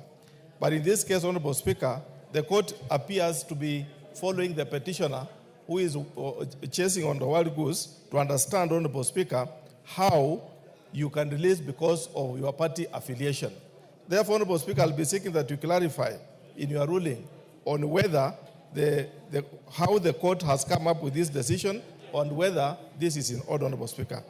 Honorable Speaker, number two on the prayers requested is about the Article 103 as it appears together with the Political Parties Act, particularly Section 14, Honorable Speaker, which puts you to, which, Honorable Speaker, the petitioner wanted to understand whether by virtue of our association, a member can exit a political party or a coalition. But, Honorable Speaker, the ruling has not appeared to me to satisfactorily respond to it. Therefore, I'll be seeking, Honorable Speaker, that you clarify whether it is true that there is another way other than writing to the Registrar of Political Party to respond to confirm that I am or I belong to a particular coalition or a particular party. Therefore, Honorable Speaker, those are my two issues. I would wish that you clarify as you make your ruling. Thank you. Kaluma. I thank you, Honorable Speaker. Honorable Speaker, the High Court has made this decision pursuant to Article 165 of the Constitution. Yes. And, Honorable Speaker, that power gives the High Court original jurisdiction over matters concerning questions of interpretation of the Constitution. But, Honorable Speaker, we must be alive to the fact that the High Court only exercises original jurisdiction. This matter most likely will go to the Court of Appeal under Article 164, and ultimately, Honorable Speaker, to the Supreme Court under Article 163, because it is a matter concerning constitutional interpretation. And, Honorable Speaker, I therefore want to say that you may be in your right place to make a decision on this matter, but I request you have regard to the provisions of Article 10, Sub-Article 2, as you communicate your position to guide us in terms of how to proceed. Honorable Speaker, having said so, as you make your decision, I wanted to request that you help us understand and resolve the following matters. Number one, Honorable Speaker, what members are asking is the determination of which party is majority or minority in parliament a de jure determination, or it is a de facto? Is it based on law, or it sits on existing facts? And Honorable Speaker, may your communication clarify that. I'm asking Honorable Speaker, together with the honorable members, that is it a decision to be made at once at elections and then it remains static, or it is capable of change due to the possibility of post-election coalitions? Honorable Speaker, we've seen this in Israel, we've seen this in Germany. What happens if it is static and at once? If these parties like UDM, the parties like MDG, the parties that were to move from Azimio, were to actually effectively, successfully, and lawfully move from Azimio and join Kenya Kwanza, how would that position sit with the judgment? Honorable Speaker, I'm also asking you to clarify that if the determination is static, then Honorable Speaker, how does the judgment sit with the provisions of Article 36 of the Constitution? And Honorable Speaker, as you make your determination, I wanted to... Give him 1 minute. Honorable Speaker, would you look, when you decide, at the provisions of Standing Order number 178, subsection 2, as read with Standing Order 174, subsection 2A. Honorable Speaker, what I'm asking, to what extent does this decision affect leadership of oversight committees like PAC-PIC? Or asked differently, can the members of the parties which the judgment has said did not move from Azimio seek to chair those oversight committees, and members who are independent? And to what extent would it affect our side? Lastly, Honorable Speaker, on the matter concerning the sitting of the Speaker, I would request that you look at the provisions of Article 106, Sub-Article 2. But lastly, Honorable Speaker, as a supporter of broad-based government, allow me only to say this. Honorable Speaker, it is very painful when supporters of broad-based government are traveling like to Mombasa, and they go to economy, and you find Gakuya wa Muchomba sitting on business class because they're chairs of committee. We want reorganization that ensures equity in the broad-based system, and that is why I would agree that whatever decision you make, we must be equally integrated as a broad-based government in a presidential system. I thank you, Honorable Speaker. Lillian Kogo.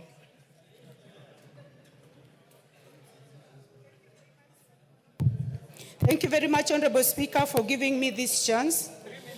And I must say that in the spirit of separation of powers, whatever we decide on the plenary is unanimously decided by the Speaker of the National Assembly. And in the recent past, the judiciary has had its own share of problems, which it could be making diversions from to make attention to Parliament. Why is this particular judgment being made 2.5 years after elections? What is their intention? We have issues of governance that we want to solve for our people. The people of Rangwe have no roads. I am not interested on who majority or minority is, but I want Junet Muhammad to be the majority. But for all I care right now is service delivery to the people of Kenya. This is what I want to say concerning this matter. We have 345 members or thereabout in the National Assembly. Where they come from, known with their names. Let next Tuesday determine this matter. Let everybody come in. let us tell us whether they want to be majority or minority. We dispense with this matter and we go to serious national issues that will help the executive deliver on its mandate. And even us as members of National Assembly, we have a mandate to deliver to the people of the Republic of Kenya. And when it comes to voting for the Speaker of National Assembly, I will personally vote for one Moses Masika Wetangula to be the Speaker of National Assembly, so that we stop wasting a lot of time. We stop wasting a lot of time, Honorable Speaker. The world is moving forward. What are we doing as Kenyans? And if we are talking of majority and minority, how could majority impeach its own vice president? This is something that happened last year. So goals have shifted, posts have shifted, as it were, wakisema ni Junet niko na yeye.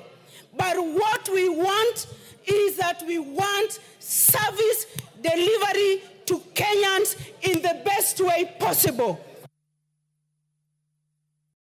Thank you, member for Keio South.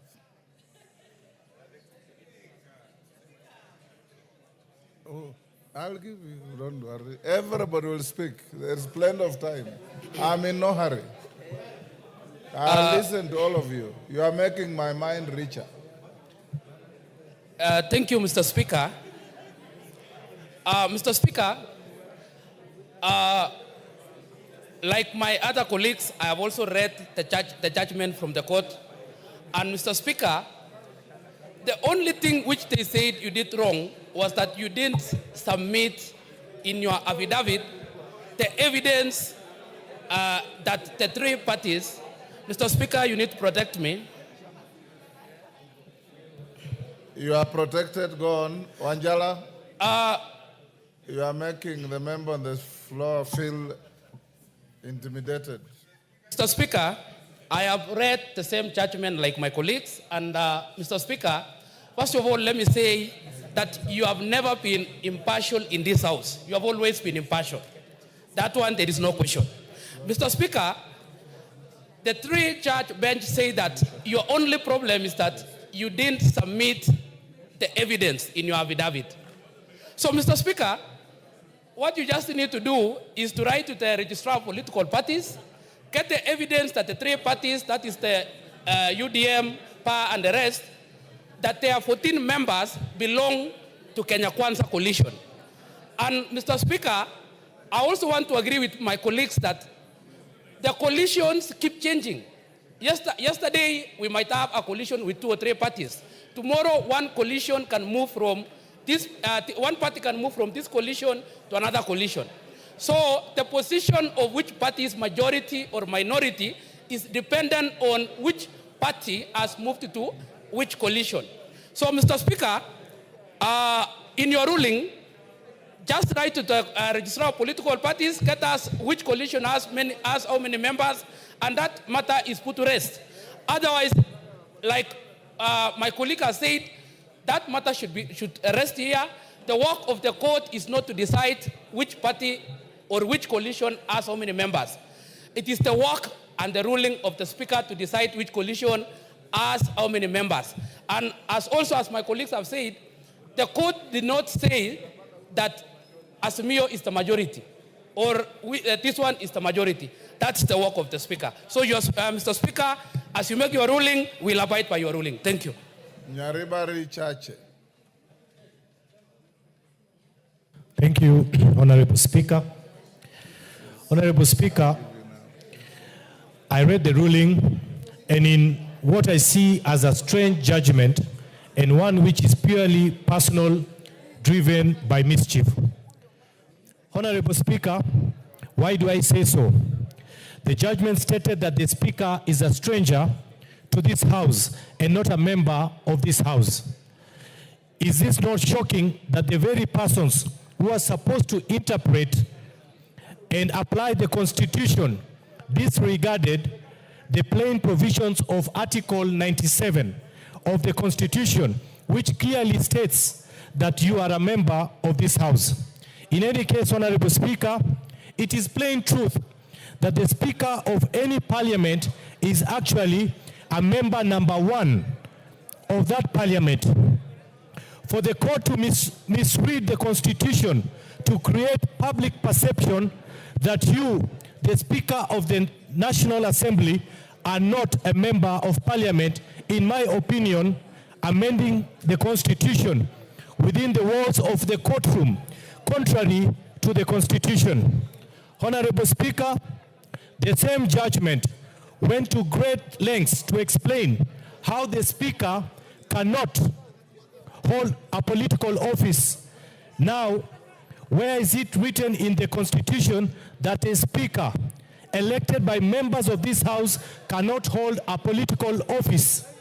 Where in, Honorable Speaker, to note is that the same court never gave final orders that the Speaker of the National Assembly cannot hold this political office. Honorable Speaker, how did the question of which is the majority and minority parties end up being a question to determine whether the Speaker can hold a political office? Honorable Speaker, allow me to say this, that we will not sit here and watch unknown forces try to play dirty within the House and the sanctity of the speakership. As our Speaker, we say no to such games. As our great Mulembe son, we say no to such antics. Honorable Speaker, as I wind up, as our great national leader, we say a loud no to such games, and you stay put. I rest my case, Honorable Speaker. Thank you, Nyareba Richache. Nabi Nabwera. Can I reduce to 2 minutes? No. 2 minutes. Thank you, Mr. Speaker. Nabi, compose your argument, 2 minutes. Thank you, Mr. Speaker. I have the following to say. Mr. Speaker, I want to associate myself with the comments made by Karoli Omondi. Mr. Speaker, this ruling is inviting you to make a finding. And Mr. Speaker, to make that finding, it is so simple, based on our Constitution, the Political Parties Act, and the standing orders. Mr. Speaker, can you be invited to make a finding based on the following? Number one, the letter from the Register of Political Parties, as the situation is. Number two, the spirit of broad-based.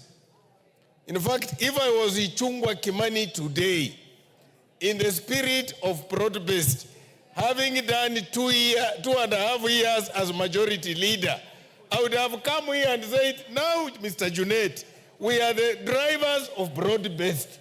Can you now take over and take this ship to the next level?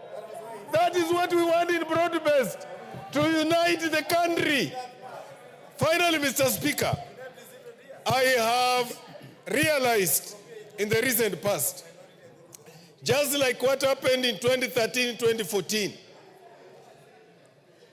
a group of people, and I name them, the national media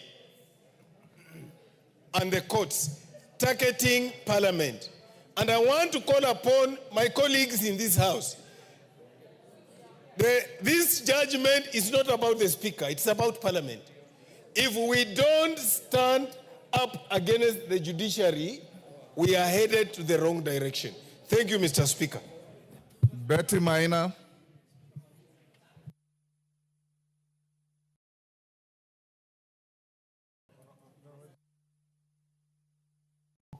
Betty Maina. Thank you, Mr. Speaker. Mine is to seek for your You have 2 clarification. minutes. Yes. Thank you, Mr. Speaker. Mine is to seek for your clarification who is to guide this House when there is a stalemate? Secondly, Mr. Speaker, the court found that the decision you made in this House was null and void. My question is, in incidents like today, there is a lacuna. Who should make such decisions in this House? Finally, Mr. Speaker, is it within your inherent powers of the Speaker under Standing Order number 1 to make decisions of this House all our court? I ask those questions humbly, Mr. Speaker. Thank you.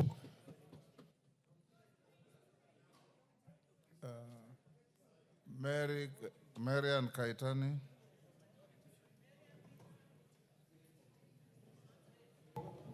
Thank you, Honorable Speaker. I stand to make reference to a letter that is doing the rounds on social media, and I think it's been written to you for your resignation following the judgment or the ruling of this case.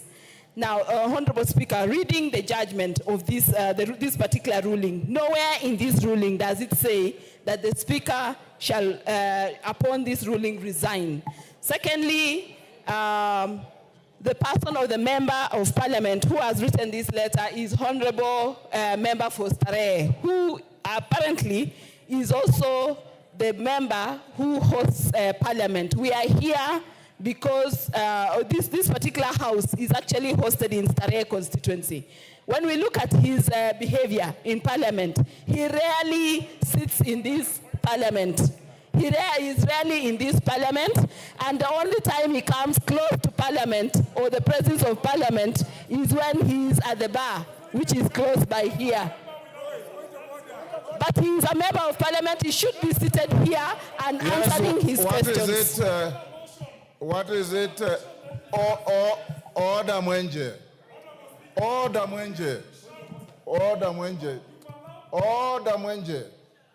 This is not a marketplace, for heaven's sake. And as a young lawyer and a young MP, I've been mentoring you, telling you how to conduct yourself. In many ways. However agitated you are, just maintain you are cool like the good old doctor next to you. Yes. Even if you have a point of order, you don't have to stand up and shout at your colleague. It's actually grossly disorderly conduct.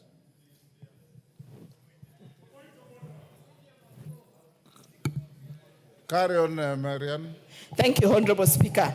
If we look at this, you have less than a minute to go. Thank you. If we look at this particular ruling, Honorable Speaker, it talks about that you cannot be a member of a political party because you are not a member of parliament yet, and that is under the Political Parties Act. Yet the Constitution of Kenya, which is more supreme, actually states that the Honorable Speaker is an ex-officio member of parliament, and therefore the rights that a member of parliament enjoys is the same rights the speaker enjoys, and therefore the speaker can belong to a party. Thank you. Member for Kajiado South. Thank you, Mr. Speaker. I stand also just to support the ruling by the High Court. We are supposed to abide by the ruling, and it's also good for today to confess that, Mr. Speaker, the time you are being voted in, personally, I voted for you. And even today, if it was to be repeated, I would still vote for you. So that time you got a lot of votes. Thank you for that. You had a lot confidence. of friends. You had a lot of friends that time. And even now you have more. Mr. Speaker, if all of us are looking at the other agreement that have come in, my party that I serve, ODM, is also in the broad-based government as per now. They are also in the broad-based government. What I was requesting, can we, let me just finish. Let me finish. Address across the floor. Address the chair. Yeah, thank you, Chair. Thank you, Speaker. My argument was, if we are able to go back to 2022, when the Kenyan people voted, they voted on manifesto, they voted on certain beliefs. So when Azimio One Kenya went to court, they went to look for justice at that time. It doesn't mean that even if justice took 2 years, then because judgment has been made, it is, for example, someone who has taken your property and given you a half of the property, and finally, the judgment has been made that the property is yours. You'll go back and take your property. I respect Kimani Ichung'wah and I love him so much, but I also ask that Honorable Junet Mohammed is qualified to be the majority leader, and the Kenyans are waiting that decision to be made today. As you go ahead, and the broad-based, let us enjoy the broad-based. What is the fruit of this broad-based? What's the fruits? We need that fruit, Mr. Speaker, today to see if they can give us a small cut of the meat. Thank you. Chikati.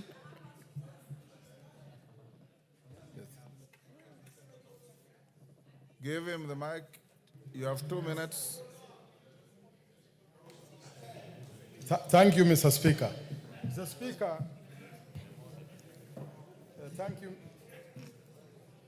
Thank you, Mr. Speaker.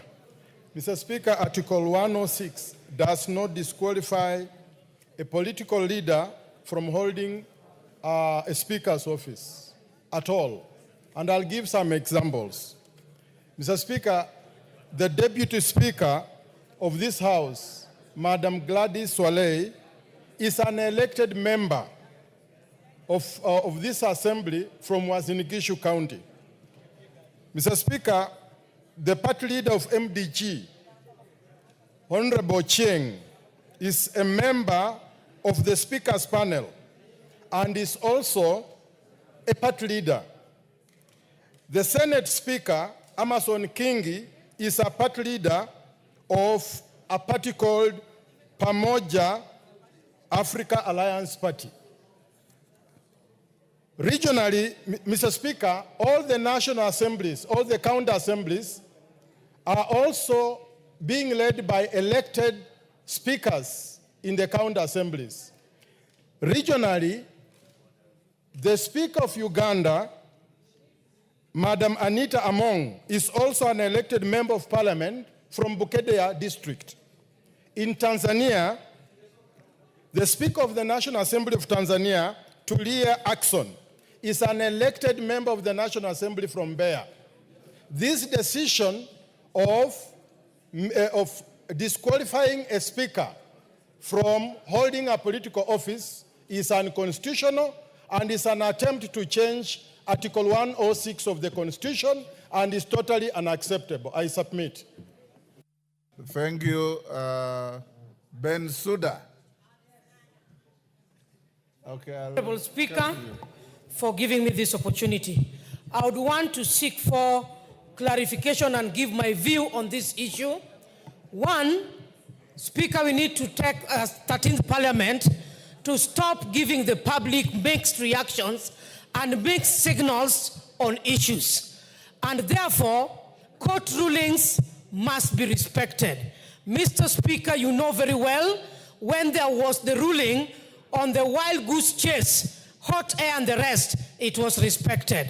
When we are in this House, Mr. Speaker, as legislators, as lawmakers, I would want to support our colleagues who have requested you to guide and give us direction so that it is not for only members at this particular moment, but even for the years to come. When we undergo such kind of eventualities, things are set straight and pace is set. I want to appreciate the 6 facts which you gave on the ruling that the Speaker has conflict on interest. I was convinced with your 6 facts. But coming to the majority, party or position, Mr. Speaker, as I stand, you can see that I am and we are broadly competent and broadly majority. Even from the physical outlook, I'm the majority.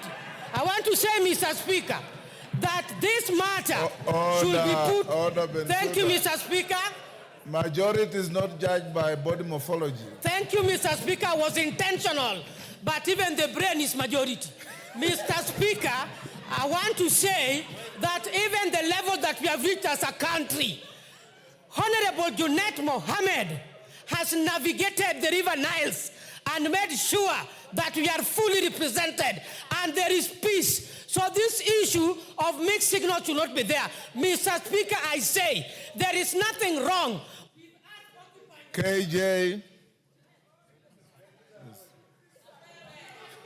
Mr. Speaker, I thank you that I was able to catch your eye. And Mr. Speaker, you're hereby called upon to make a decision. and your decision is expected to be a very Solomonic decision. Mr. Speaker, as you make your decision, you have to appreciate, one, that the problem that we are facing today is not a legal problem. In fact, it is a political problem, it is a numerical problem, it is about political numbers. Mr. Speaker, as you retreat to your chamber to make a ruling on this matter, all you need to understand is that there are pre-election coalitions and post-election coalitions.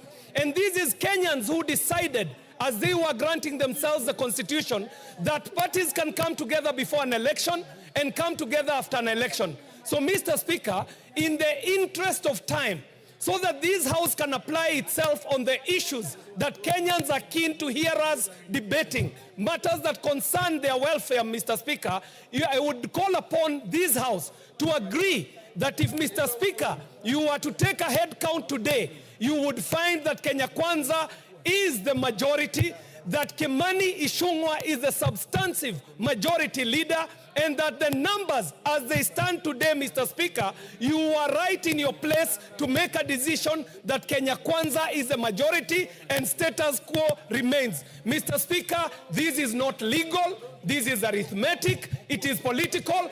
Just like Bunge cannot apply itself on interpreting the law, the courts cannot make political decisions for this country. So, Mr. Speaker, I want to ask us to protect the sanctity of this House so that we can go into the business that Kenyans elected us to do. They did not elect us to argue about who is leader of majority and who is leader of minority. Mr. Speaker, make your ruling.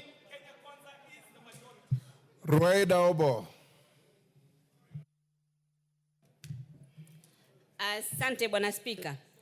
Bwana Spika, twaheshimu uamuzi wa koti, lakini hapa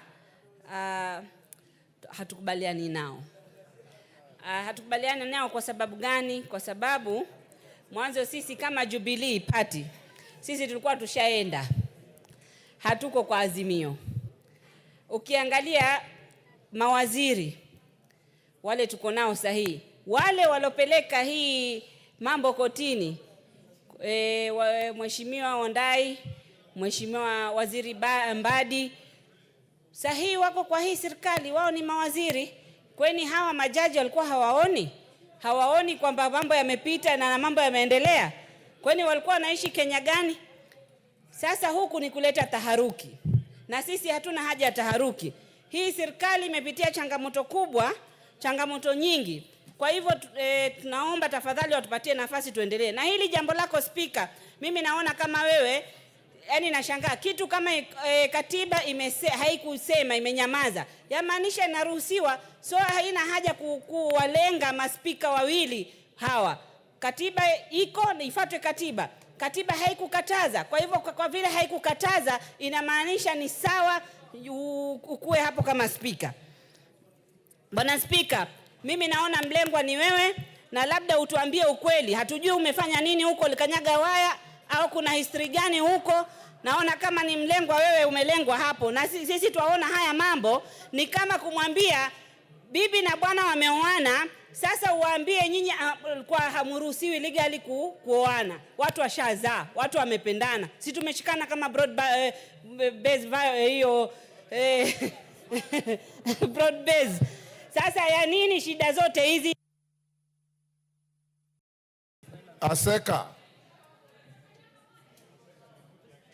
Aseka from Huisero. Give him the mic, he's at the end there. There you are. Thank you, Speaker. I've read the judgment, the 71 pages and 508 paragraphs.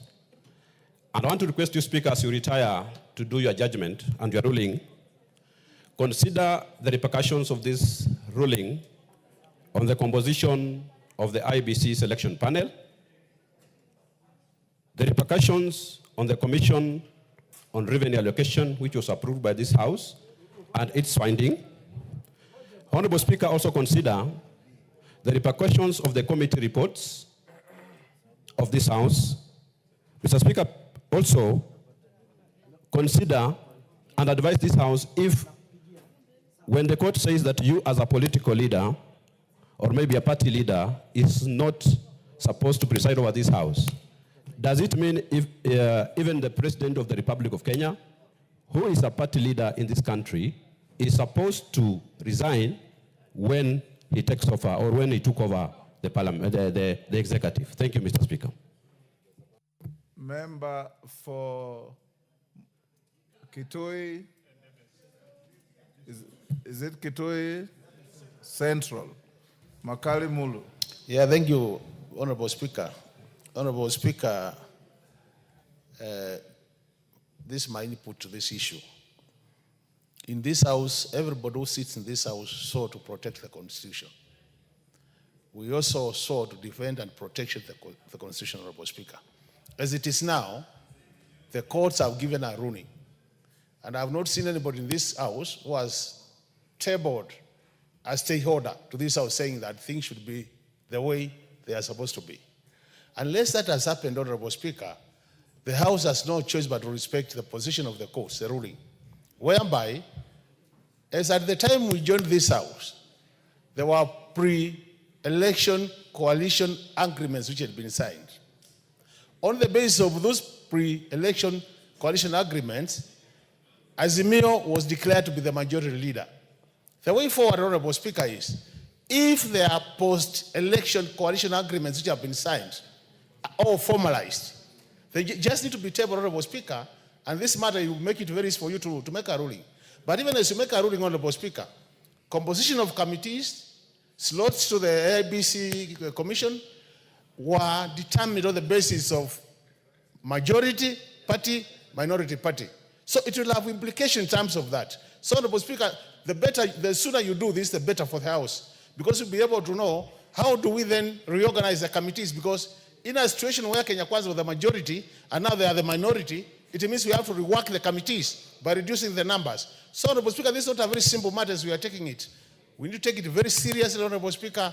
And the starting point is to know, do we have post-election coalition agreements which have been formalized? Some parties have also crossed the other side, Honorable Speaker. We are aware. Some of us, Wiper, we are still very... Yes, member sitting behind Rahim, is that Honorable Chiforomondo Makale? Thank you, Mr. Speaker. Yes. Mr. Speaker, apart from the quagmire which has been caused by the courts, it is a wake-up call for the courts to ensure that matters which are presented before them, it is concluded on time so that it doesn't cause all this confusion. Because then a lot has expired, has happened before or after the case was taken into court. Mr. Speaker, I have gone through parts of the ruling, and I've seen that they have said that the decision of the majority party in parliament was done by the electorate. And I want to differ because then, what was the reason for us to come and vote the majority leader here, the speaker and all those leaders whom we did? Then I believe that these people did just purposely to confuse this parliament, and we need to put our foot down because then, Mr. Speaker, people outside there need to hear us debating very serious issues which actually affect them. And this is the time to expedite this matter, and your guidance, Mr. Speaker, is paramount and important so that we move on. Otherwise, I see this issue as a time-wasting strategy for this parliament. Thank you, Mr. Speaker.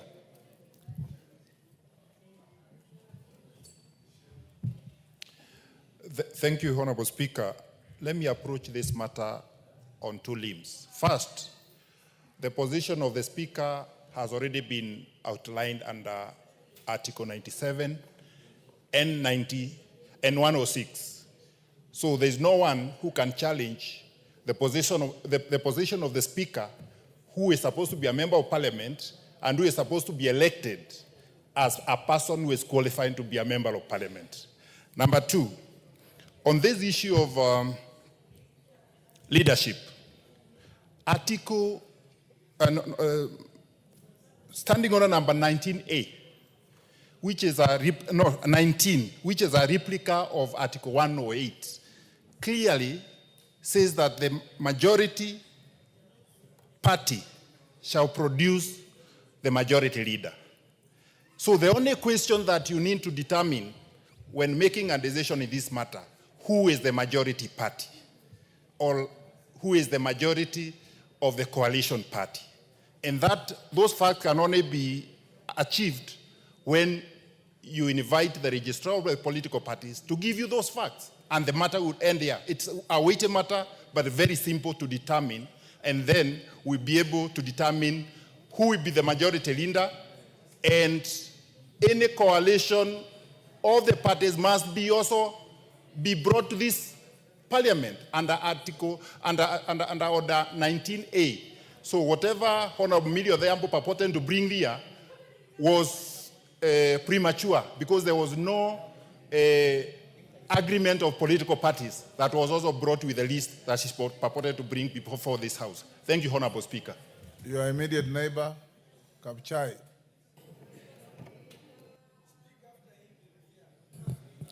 Thank you very much, Mr. Speaker.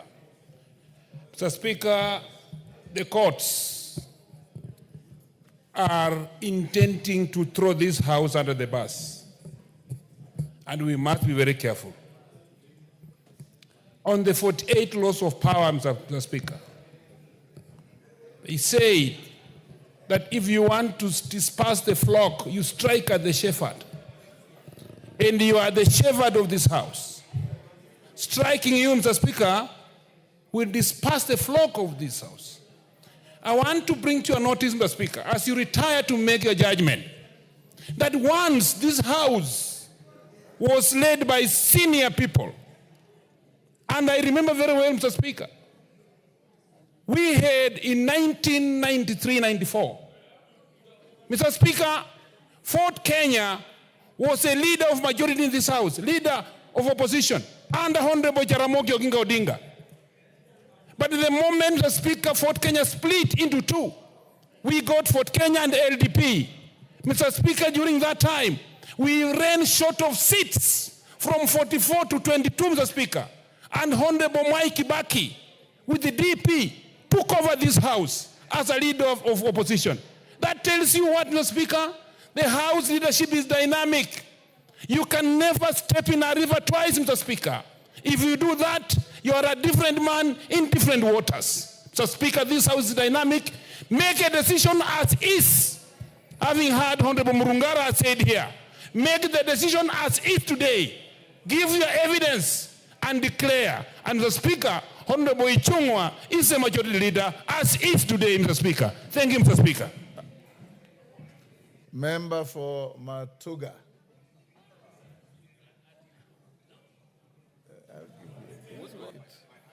Yes. Give it to Honorable Tandaza. There is time, you'll all speak, so don't worry. Which one? Oh, asante. Asante, Mheshimiwa Speaker. Tandaza, so nyorosha maneno. Asante, Mheshimiwa Speaker. Kwa sababu mimi ni mhandisi, sikumbuki kama ni mwandishi gani aliyesema kwamba hata ikiwa ulikuwa na farasi wako ambaye unampenda, hata ikiwa ulikuwa na farasi wako ambaye anakimbia mbio kushinda na kuleta zawadi zote, lakini kwa bahati mbaya umri wako umefika na amefariki, haina haja uendelee kumbembeleza ule farasi, haina haja uendelee kumletea chakula ule farasi kwa sababu ulikuwa unampenda sana, ati atamka ndio aweze kukushindia zile mbio ulikuwa unazitaka. Kitu cha kufanya ni kutafuta farasi mwingine, umlishe, umfanyishe mazoezi, aendelee kushinda. Sasa, uamuzi huu kwa kifupi umepitwa na wakati. Na najua wanahistoria ni wengi hapa, ndio maana tunazungumza kwa kirefu. Lakini ukweli ulivyo, na sidhani kama kuna mtu ambaye anateshwishi na jambo hili, kwamba Azimio ilifariki. Kama hawataki kuizika ni sawa, lakini tunajua ilifariki. Na uamuzi unazungumzia Azimio ambayo haipo. Sasa tutafufua vipi farasi ambaye amefariki hata kama tulikuwa tunampenda? Ndugu zangu, tukubalianeni, Speaker tulimchagua sawa sawa. Kiongozi walio wengi ni Kimani Ichung'wa, yuko hapa na bado ndio tuko wengi. Sasa sioni haja tukidhani hata tutamfufua farasi. Asante sana Mheshimiwa Spika.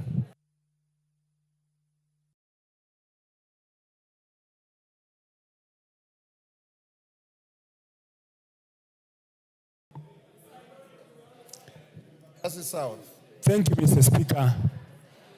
Mr. Speaker, this is a House of Rules. Kenya is a country of laws. Today, the ruling that will be given about this matter will determine whether the House is a House that obeys court orders or a House that disobeys court orders. There is judiciary for a reason. There is legislature for a reason. There is executive for a reason. But this time, today, the court has issued a ruling. There is no way that a court can issue a court ruling and then it's taken to a police station and then the court, then people, the police officers, Mr. Speaker, the House, there is no way that a court issues a court ruling, then it is taken to the police station, then you tell the police officers that you guys have a discussion about this court ruling and then decide to the left or right. There is a court ruling. This country is a country that should obey court orders and we should obey this court order. This parliament should obey the court order. Thank you, Mr. Speaker.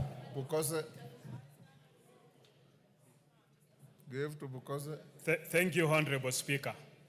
Honorable Speaker, I think on the issues about the position of the Speaker, I was your agent, Honorable Speaker, during that time, and I can confirm that there was no requirement for you that you should be able to resign as the party leader of Fort Kenya. So I think that's something that is passed. On this issue about the majority and minority, Honorable Speaker, as you retreat, I want you to be guided by our Constitution, because in Article 108, it talks of the leader of the majority party shall be the person who is the leader in the National Assembly of the largest party or coalition of parties. And as it stands now, that is Kimani Ichung'wah, is the leader in the National Assembly of the largest coalition. And Junaid Mohammed is the leader of the second coalition in the National Assembly. And the Honorable Speaker, the court gave you a chance that you should be able to rule as it is now. And that is why it talks of ex parte and ante. And therefore, I think it is a new beginning that you are able to rule, and as you rule today, it stands from there moving forward. So it is not a question of going back as after the elections, pre-election agreements, or anything of that nature. I rest my case, Honorable Speaker. Member for Garissa Mujini. Yeah, Mujini. Thank you very much, Mr. Speaker. We have been raising our hands here for quite a long time. Don't complain, I've given you an opportunity to make your point. Thank you, Mr. Speaker. Now, Mr. Speaker, there is some confusion here in that some people are misinterpreting the court ruling, in that the decision of the court was that a decision has been made on who is the majority and who is the minority coalition in this House. The decision of the court was that, the ruling of the court was that your decision that you made on the 6th of October was null and void. However, who is to make this decision again? It is not for the courts. It is for the Speaker of the National Assembly. Mr. Speaker, we have sat here for the whole afternoon and no other business of this House can take place because a decision has to be made. Can you make that decision, Mr. Speaker?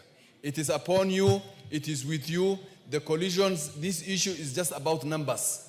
We know the numbers, you know the numbers. Make the decision based on those numbers that you have.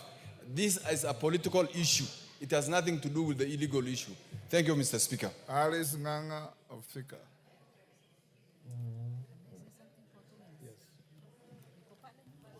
Thank you, Mr. Speaker. Mr. Speaker, in 2022, a ruling was done in this House, and Kimani Ichung'wah was declared as the majority leader, and to me, that ruling still stands. Mr. Speaker, National Assembly is an independent arm of government, and whatever business that we do here stands. Courts cannot make laws. It is us who do it here. So when they go outside there and a ruling was done in 2022 and they purport to change that ruling, that making a country to come to a standstill, does it mean, Mr. Speaker, you clarify for us all the businesses that we have concluded in this House, is it null and void? Does it mean everything that we have done in this House does not count? The courts needs to know they stop interfering with the running of this House. And what I have seen from this ruling, Mr. Speaker, these are people who don't wish this nation well. They are outside here because of broad base to scatter everything and the achievement that we have achieved this far. And the only big word I can tell them, washindwe tena sana. Thank you. Kajwang. Mr. Speaker. Check. Check, yes. Mr. Speaker, you are up to the task. You are a veteran speaker, you are a veteran lawyer, you are a veteran politician. And you are senior. And my senior. The fact of the matter is that now there is a High Court decision. The question would be, what will you do with it? I want to bring to your attention, and I'm sure your staff will bring this to you, the ruling which you made on 8th of June about the issue of political parties, and you are the only speaker who respects the rule of law. You came here, the very first speech you gave was heartwarming, that you came here to protect the Constitution. You came here above all to, please give me a little time. I think we are at the end of the, yes. You came here to, if there is a court order, although you differ with them, although you could have a respectful view otherwise, but you'll obey it. What you said was this on that day,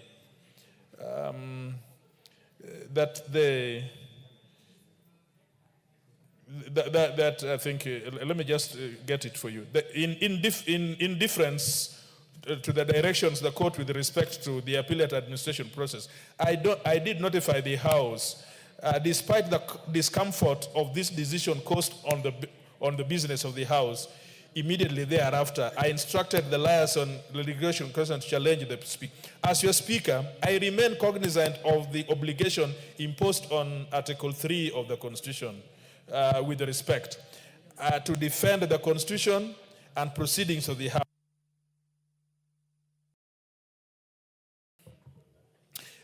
Despite the sympathies I hold for the predicament of the minority party, my hands are tied with regards to the court order. The only question, all these debates in the afternoon are neither here or there. The issue is there is now an order. We wait that you make a decision, and cognizant to the rule of law, which under Article 10 is very conspicuous, we know that you will do it. Mr. Speaker, I thank you. Dr. Nyikal. Sorry, Doctor, with your age, we've kept you for so long.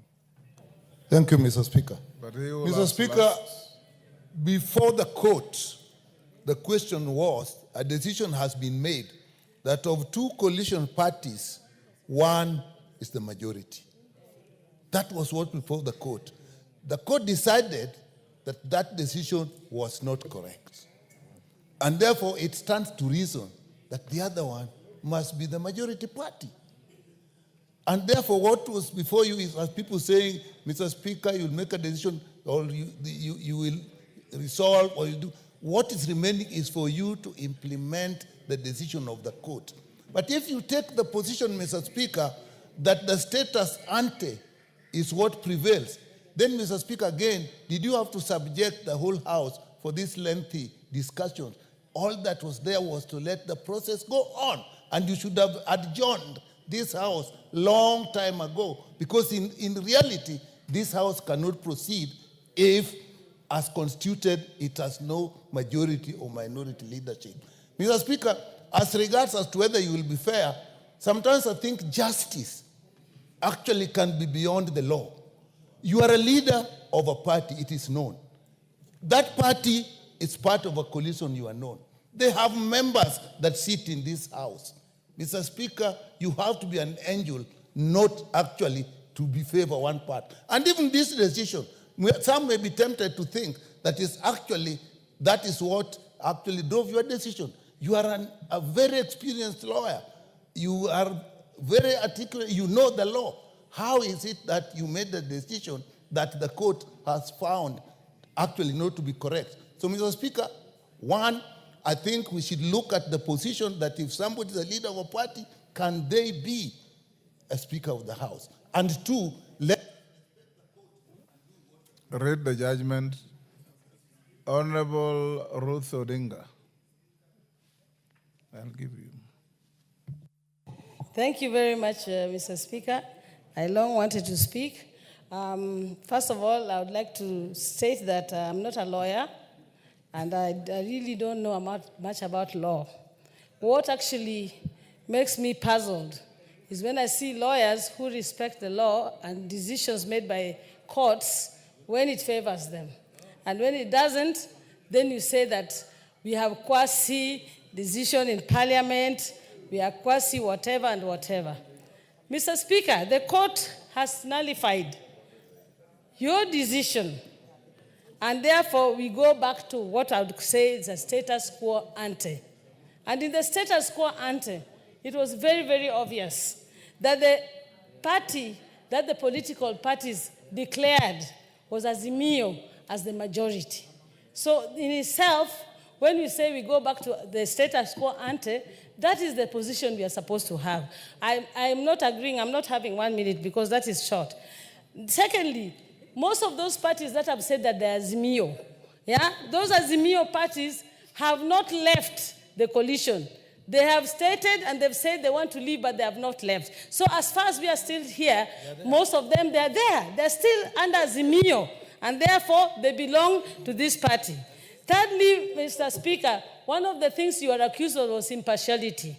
Even through your demeanor and how you actually are giving people a chance to speak here and how we are, that impartiality still shows. I don't know whether that decision means that you're the one who's going to decide on whether who's going to be, because if it is you, we know which side you're going to go.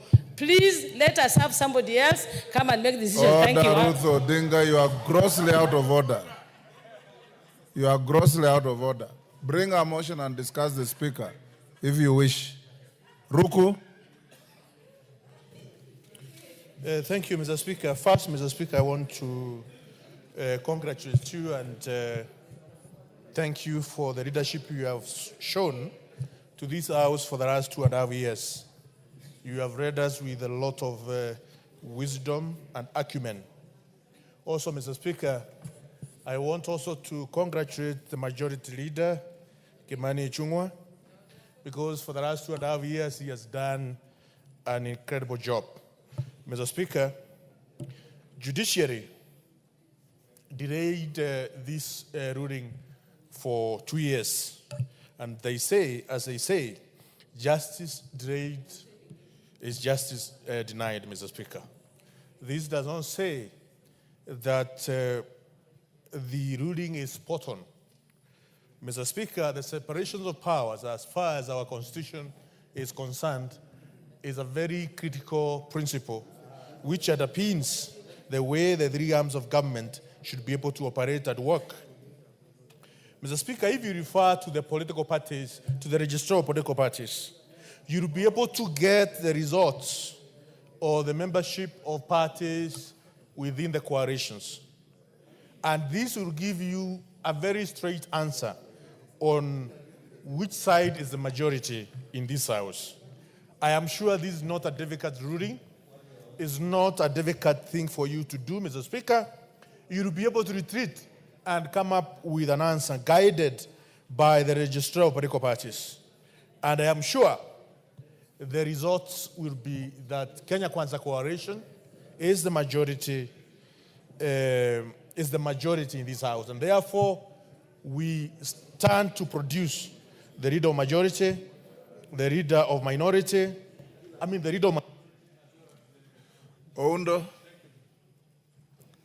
Thank you, Honorable Speaker. Honorable members, I'm going to close this debate at 6. So those I'll give space, please compose your idea. Thank you, Honorable Speaker. As a country, as members of Parliament, we swore to protect the Constitution of Kenya. Respecting a court decision is not a matter of discretion. It is a must. Until the High Court decision is appealed or set aside, we have no other option but to accept and obey the court decision. Honorable Speaker, the ruling has brought us to 4. When is an election held? When are the results announced? And once the results are announced, does any other body in this country have the power to change the composition of the membership of this parliament? Honorable Speaker, elections were held in August 2022. The numbers were very clear. The numbers have not changed. And Article 108 is very clear what becomes what and what becomes what. Honorable Speaker, the ruling you are being invited to make is generally not even a ruling. Until we annul the court order, then we have no choice that the decision you made has been annulled, and the decision you made then was to say Kenya Kwanza was the majority party. The other opposite is very simple, straightforward. That if it was annulled, you have to go back and find the details. Who was the majority party then? Because the decision was being annulled is that particular decision. I do not know what else we are supposed to do. On the issue of your position as Speaker and the member for the Kenya party, is neither here nor there. Because we leave it to your conscience. Whether it impacts your impartiality or not, we leave it to your conscience. You are an elder. We respect you. We do not want to go into that matter. Thank you, Honorable Speaker. Bissau.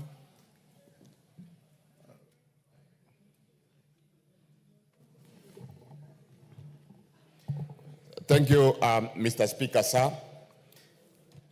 I received this ruling and I've read it very clearly. I've also listened to the lawyers in the House, but surprisingly, starting with the first item, whether it is correct for you to remain the party leader of Fort Kenya and at the same time be the Speaker, our Constitution is very clear. Article 77(2), it talks about an appointed officer who shall not hold a political party position, but you are not you are not an appointed state officer. You are elected. And my neighbor here, Dr. Bokosa, I remember he was your chief agent. And many of us voted for you, including my brother, your senior counsel, your learned friend, Atendo Molo, who actually voted for you. So that, we park it and we leave it at that. And even across the border, your colleagues, Annette Among, she's the Speaker of Uganda. She's actually, in fact, even now vying for a position in NRM. Dr. Tulia Axon, she's also an elected person. So there's nothing that restricts you to remain the Fort Kenya party leader and be the Speaker at the same time. On the other issue, about the majority and minority, I have read this ruling very clearly. But again, our courts have not come out clearly to say what is what. And if you look at Roman 3, on their decision, it talks about an order of certiorari is hereby issued quashing the Honorable Speaker's ruling or determination contained in his communication from the chair made on 6th October 2022 on the majority and minority in the National Assembly. Thank you. Yeah. Give him half a minute. What we expect is our courts to be giving us very clear ruling. The court is telling you retreat and tell us who is the majority in this case. They've mentioned both the minority and the majority, and they're not saying who is what. So we also expect that our courts give us very, very clear direction. So what we require from you, Chair, is to give us direction and give us a decision to know who is actually the majority and who is the minority. Thank you, Mr. Yes, Kimani Chungwa. Give him the mic. Thank you, Honorable Speaker. Mine is on a point of order, Honorable Speaker, on a matter of decorum of the House. Because, Honorable Speaker, I was just perusing through what is going on my phone. Yes. And I saw the Honorable Selassie, the member for Mumias, Yes. is live streaming The proceedings of the the House. proceedings of the House, recording himself from his seat at the back. Honorable Speaker, the House under the Parliamentary Service Commission has given us live coverage on national TV, and we cannot belittle the work of this House through such uncouth methods as live streaming, recording on your phone and live streaming what is going on in the House, and saying very unpalatable things on live media. Now, request that you ask him to even delete those things and apologize to the House. Honorable Salasia, is that correct? Speaker, you know, most of the time when I've been staying here for a very long time without being given an opportunity to speak. Honorable Salasia, is what is being alleged correct? I don't know what he's talking about because I don't run my social media platforms.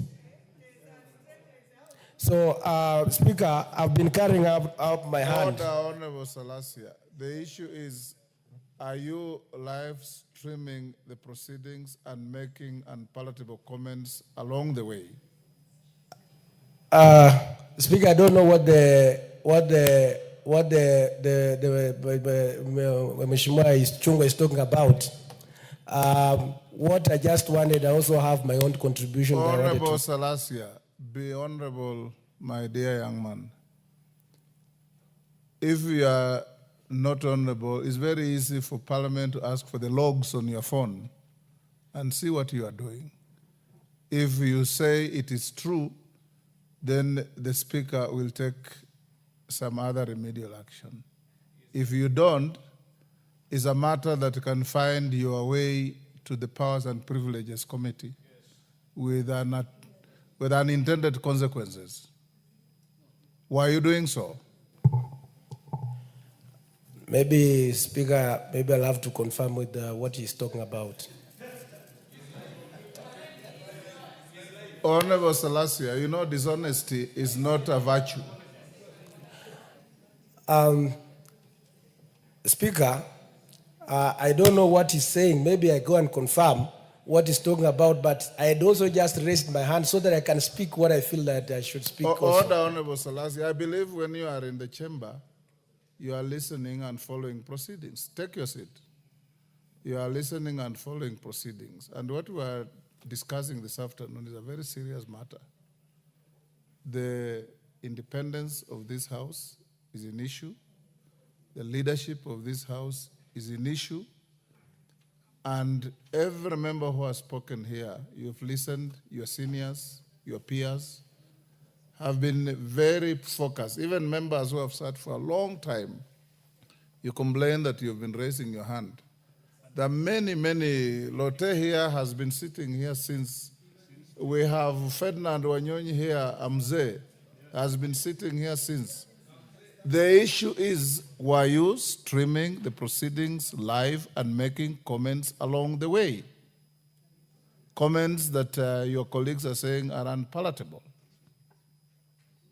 And that is the issue that has been raised by the member for Kikuyu. Speaker, you've even forgotten to switch off your phone. It's still streaming, I'm told. Here. So I don't know, maybe Honorable Chungwa can say maybe what I've said. Order, Honorable Salasia, what I'll do is I'll instruct the clerk to get the logs on your phone. And if I find that what is being alleged is correct, then I'll invite a member to file a complaint and refer to the Powers and Privileges Committee for appropriate action, you can also be named.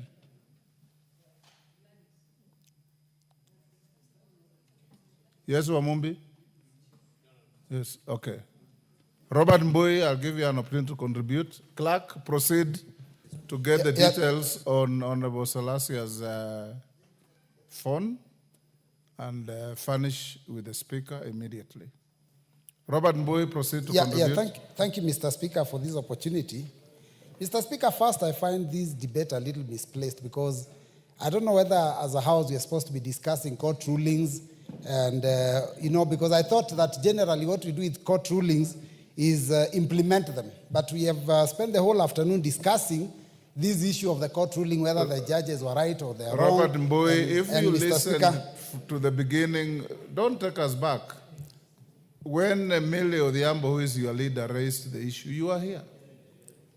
And the House was given direction by the Speaker. So I expect your contribution to tell the House which way you want us to go. But to go back and say for the last 3 hours we have been exercising in futility, you are taking a wrong trajectory. I know you are senior and a leader, I should have given you an opportunity at the beginning, but you also started off by very unorthodox conduct. Mr. Speaker, I was only trying to claim my position as the deputy leader of the majority based on the ruling that we read of the court. But Mr. Speaker, the issue of majority, which is what we are discussing, is not an issue, in my opinion, that's supposed to be decided either by the Speaker or even this House. This is a decision that is made by Kenyans when they cast their ballots at the end of the last, at the elections. And Mr. Speaker, even the issue of that you are supposed to make a ruling or you are supposed to say who is majority or minority, Mr. Speaker, really what you are supposed to do is convey the information that has come from the from the register of political parties when they indicate how many members are in each coalition. So, Mr. Speaker, I think that what is happening in Kenya now, Mr. Speaker, and why I think we are having this problem is because Parliament and politics in Kenya has become very indecent. Mr. Speaker, it's important that when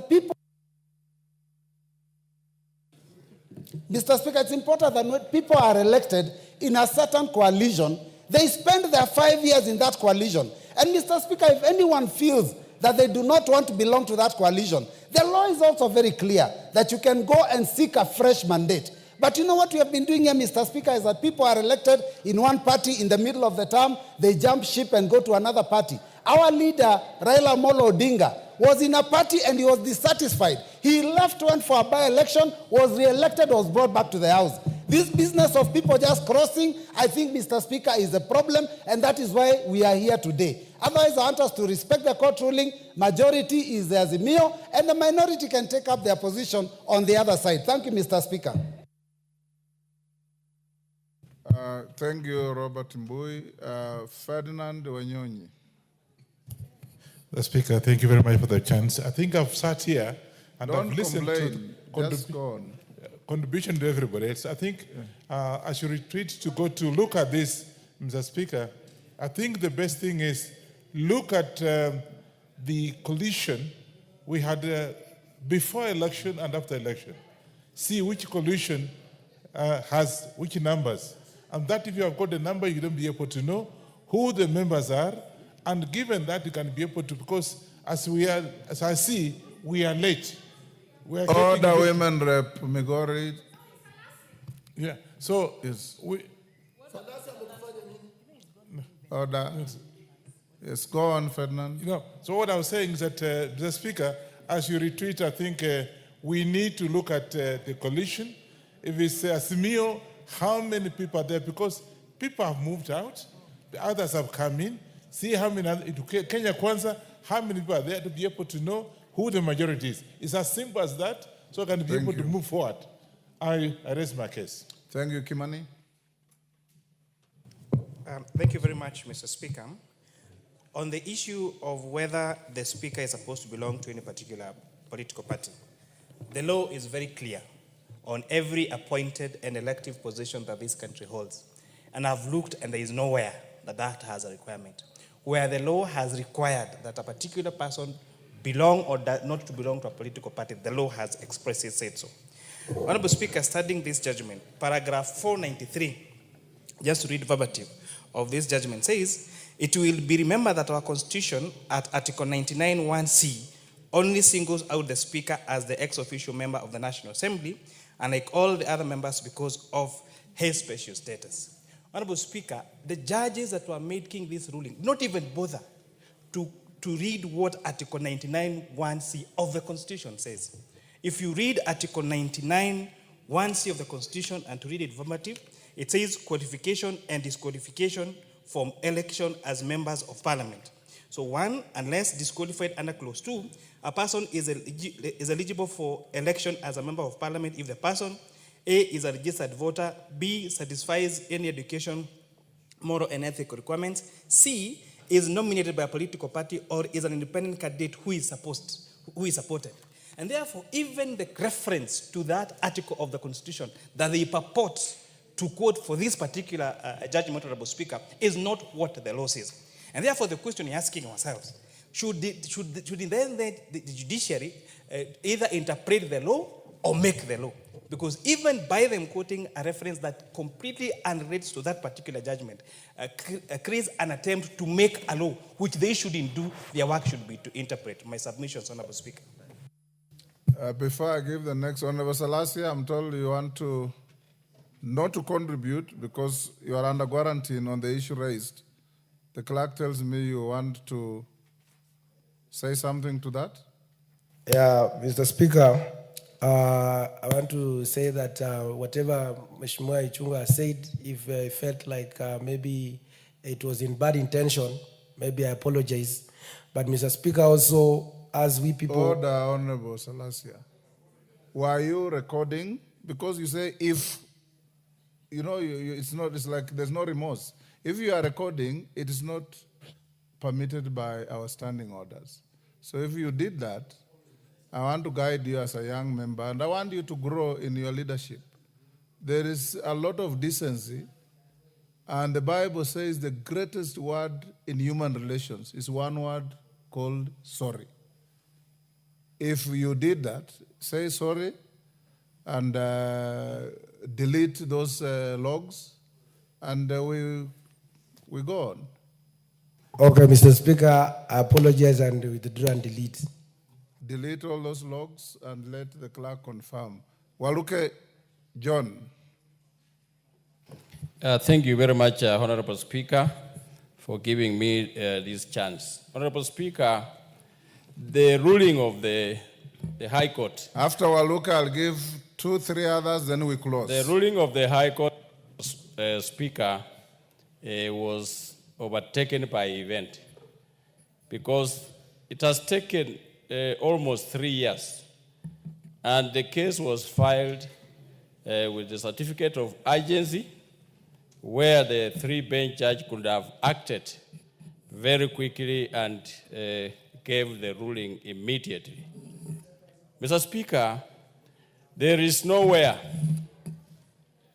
where it says that the Speaker cannot hold any political office, Mr. Speaker. There's nowhere. So, Mr. Speaker, make the ruling. On the side of majority and minority, Mr. Speaker, these two, the difference is very little in terms of, there's no difference in terms of salary or in terms of working, Mr. Speaker. So time is, there are people now aligning themselves politically for the next general elections, Mr. Speaker. So time is of essence, and we plead that, I plead that, Mr. Speaker, the members of this House also need to consider that we are almost going to elections. So the two should be left the way they are, the majority and the minority. I don't see any hedge that can force to say that. Timothy Kipchumba. Thank you, Honorable Speaker. Honorable Speaker, Article 31 of the Constitution provides that everyone has an obligation to respect, protect, and uphold the Constitution. Honorable Speaker, we therefore as a House have that obligation to respect the court decision. Honorable Speaker, the decision of the court, the effect of it is that it declared your ruling a nullity. Honorable Speaker, however, I have read that ruling. Honorable Speaker, I beseech you not to proceed to issue a direction on this matter until this matter is appealed before the Court of Appeal. Honorable Speaker, there are unsettled matters in that decision that must be subjected to the test of the Court of Appeal. Honorable Speaker, one of the issues touches on your election to the office of the Speaker. Honorable Speaker, you may not be able to render a decision on that particular part of the ruling. Honorable Speaker, so that we are safe as a House, it is good to subject, if we can get a stay, so that the status quo, not status quo ante, but the status quo before this ruling obtains, then, Honorable Speaker, it will be safe and it will protect this House. Honorable Speaker, whichever decision you make in this House, it will have a political impact. So, Honorable Speaker, my opinion is this decision is appealed. We retain the status quo as it is, not the status quo ante. Thank you, Honorable Speaker. Okay. Thank you, Honorable Speaker. Reading through the ruling of the High Court, Mr. Speaker, it makes me to believe that you are a better qualified lawyer than the three members that made the ruling. Why am I saying this, Mr. Speaker? One, I listened to the ruling 3 years after, Mr. Speaker, in a matter that was filed as a matter of urgency. And then they are giving the ruling 3 years after. It tells you about the dysfunctional court systems that we've got. Because if they can do this in this House, in a matter as weighty as this, Mr. Speaker, what are they doing to the common mwananchi? How are those cases of the common mwananchi ruled? The last one, Mr. Speaker, is when this decision was made in October 2022, Mr. Speaker. I am a member of the Azimio Coalition. We contended that year, Mr. Speaker. But that time, we had 171 members of the Kenya Kwanza Coalition, and of the Azimio Coalition, and 165 members of the Kenya Kwanza. But, Mr. Speaker, there was a letter that was written by several members of the Azimio Coalition, and 14 members exited. And it is based on that, Mr. Speaker, that you made a decision and say that because the 14 members have exited the Azimio and have gone to the Kenya Kwanza, then the Kenya Kwanza becomes the majority party. The Political Parties Act number 10, Mr. Speaker, is very clear about that 21 days after an election, the political parties can shift, and as long as they write letters and officiate their agreements, then it is accepted. 6th of October, 21 days had elapsed, and I think and I know that you got those letters. So you made a ruling, Mr. Speaker, that I... Rahim, you've made your point. Rahim. Thank you, Mr. Speaker. Mr. Speaker, first of all, you are not a leader of the Luhya nation. You are a national leader, so I want to correct that misinformation which was done earlier. Secondly, Mr. Speaker, 2 members of parliament have cast aspersions on you, and I think it was completely out of order. I was here when Speaker Muturi was being impeached, and he was on that seat where you are now sitting. So I think the 2 leaders need to apologize. Thirdly, Mr. Speaker, we as the independents, I think we are not being counted at all. Because if Azimio said there were 174 and Kenya Kwanza is 165, the 10 members who aligned with Kenya Kwanza makes it 176. So, Mr. Speaker, Azimio is just a name which is there. Mr. Speaker, it's stillborn. It's not at all anywhere where ODM is on its own, Wiper is on its own. So let us not be told about Azimio, Mr. Speaker. Like one of the members has asked my friend Honorable Junet, where is the address of Azimio, and he does not know. So Mr. Speaker, this one, Azimio does not exist at all. Thank you, Mr. Speaker. I can be shouted down, but Azimio does not exist. Member for Kinango. He will be the last. Mheshimiwa Spika, kwanza nataka nikushukuru, na kwa sababu dakika ni mbili, niliposoma judgment hii nilikumbuka mwaka 1982 wakati litangazwa hapa nchini kwamba kuna jaribio la mapinduzi. Hii judgment tuiangalie kwa jicho jingine, kwa sababu naona kama kuna njama kutoka kwa mahakama kujaribu kuipendua bunge hili. Kwa hivyo Mheshimiwa Spika, wakati unapokwenda kupumzika na kuandika hii judgment, ni mpaka pia tujue tunaelekea wapi. Mwisho Mheshimiwa Spika, tunaishi kama familia tunapokuwa hapa bungeni. Lakini naomba niulize wale ndugu wanaojiita kwamba ni watu wa Azimio, je, huu mnaofanya ni ungwana? Kwa sababu hatuwezi kuwa wakati wote tunazungumza tukijua kwamba sisi ni jamii moja. Mahakama ilitoa maamuzi ndio, lakini ilipewa maombi 34 na ikajibu machache, 6 hawakuweza kujibu, na hatujamaliza siku 14 za kukata rufani. Leo tayari hapa tuko katika kizimba, kana kwamba tulikuwa hatuwezi kusubiri siku 14 za rufani ndio mambo kama haya yakaletwa. Kwa hivyo Mheshimiwa Spika, naenda ukakae chini, lakini kumbuka kwamba kitengo chetu cha mahakama kina njama fiche ambayo hatujajua lengo lake ni nini Mheshimiwa Spika. Lakini sisi kwa sababu tunaheshimu mahakama, tutakata rufani, na matokeo ya rufani ndio yatakayokuwa yanaweza kuongoza mwelekeo wa jumba hili.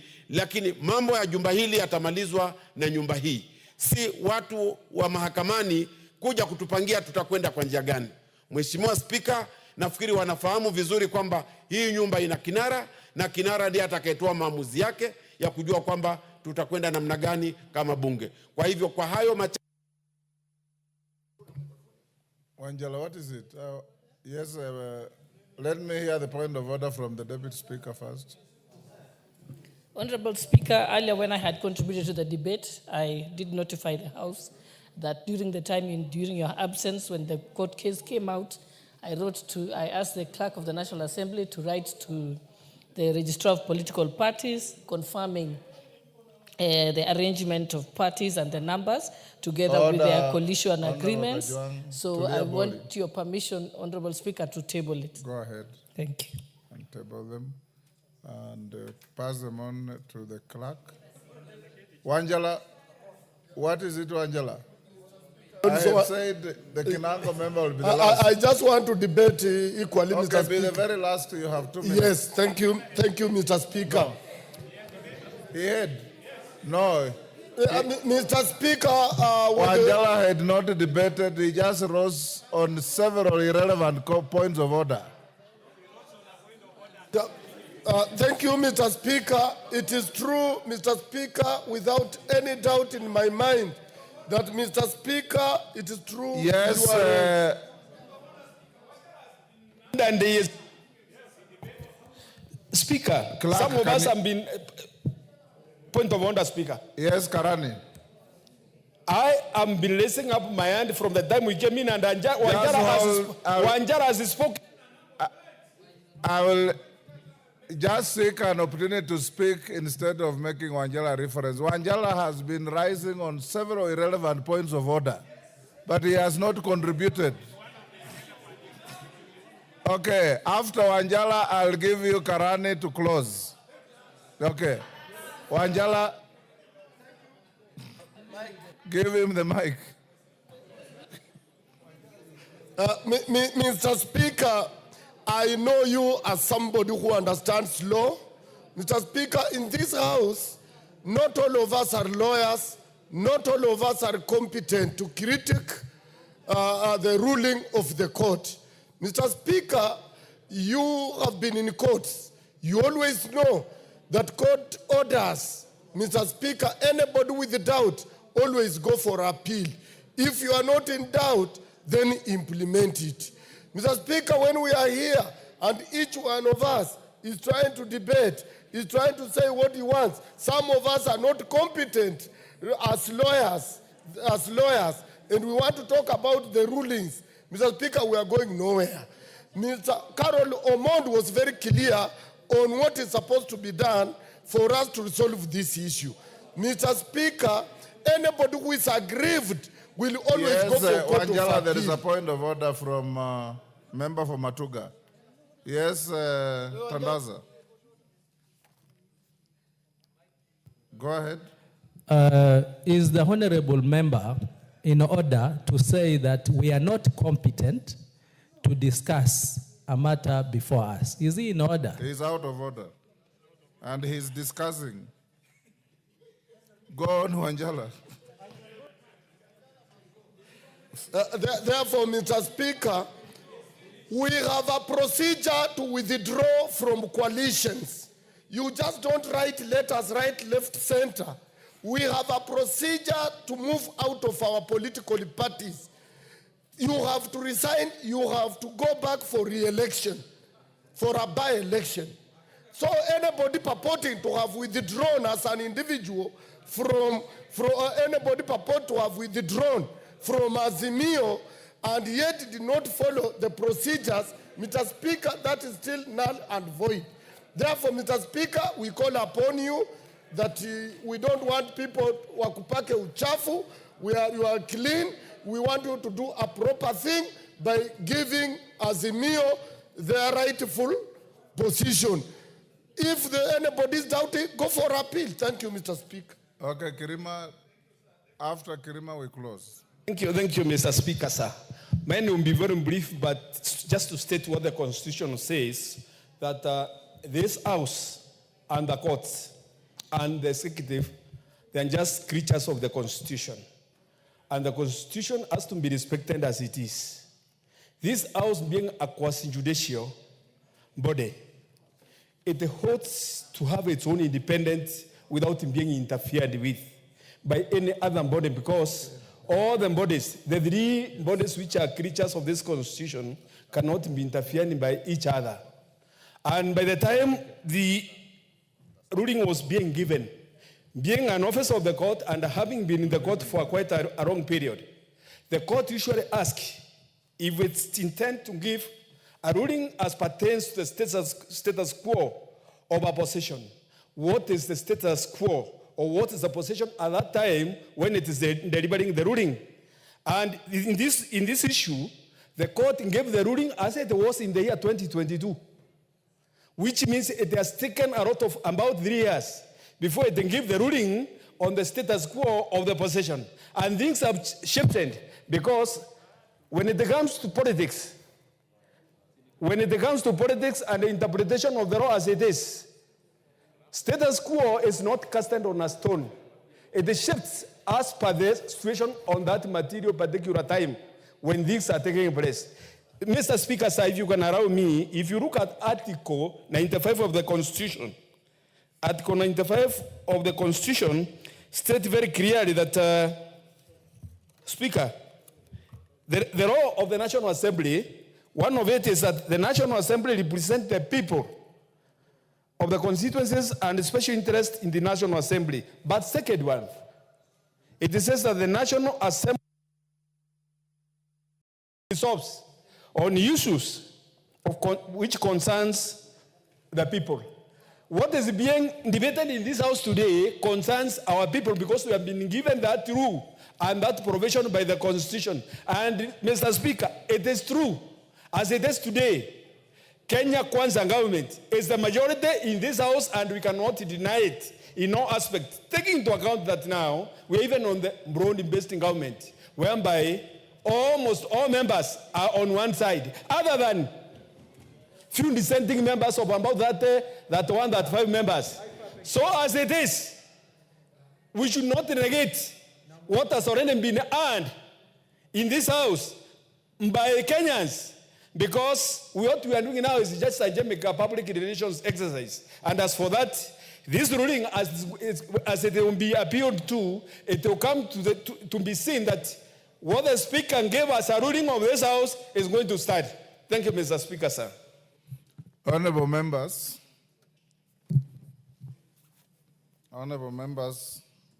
I think we have ventilated sufficiently on this matter since 2:30 to 40.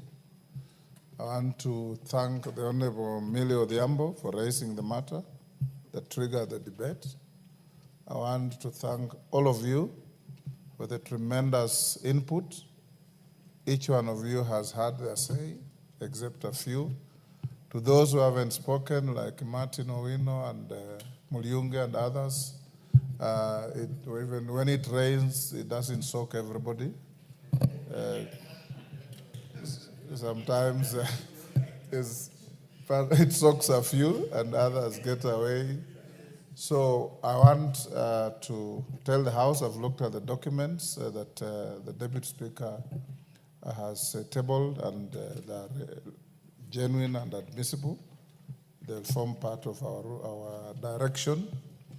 And I want to direct the House, one, that the matters at order number 8, which was Constitution of House Business Committee, is stepped down for reasons that you all know. 2, we will, as expected, not sit tomorrow morning because we have no House Business Committee to prioritize or program business for the House. So tomorrow morning you have a free morning.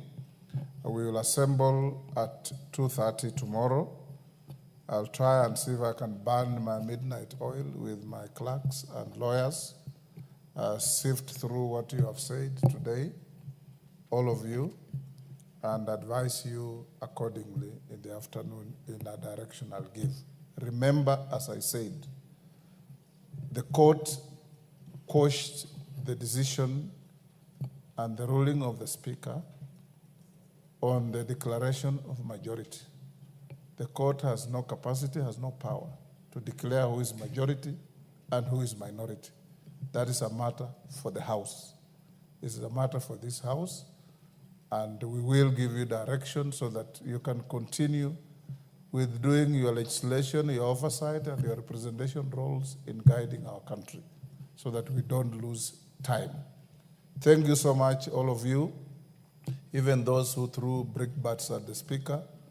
The Speaker is seasoned, the Speaker is mature, the Speaker is used to this kind of thing, so I have no time to begrudge anybody.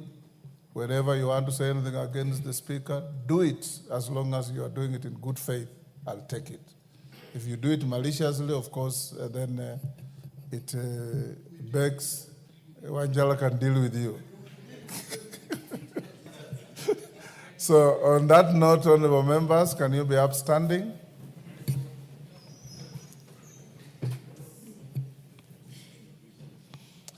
The House, honorable members, stands adjourned until tomorrow, the 12th of February 2025 at 2:30 p.m. Suffice to mention that, Honorable Bukose, you must be here to give your statement on SHA tomorrow.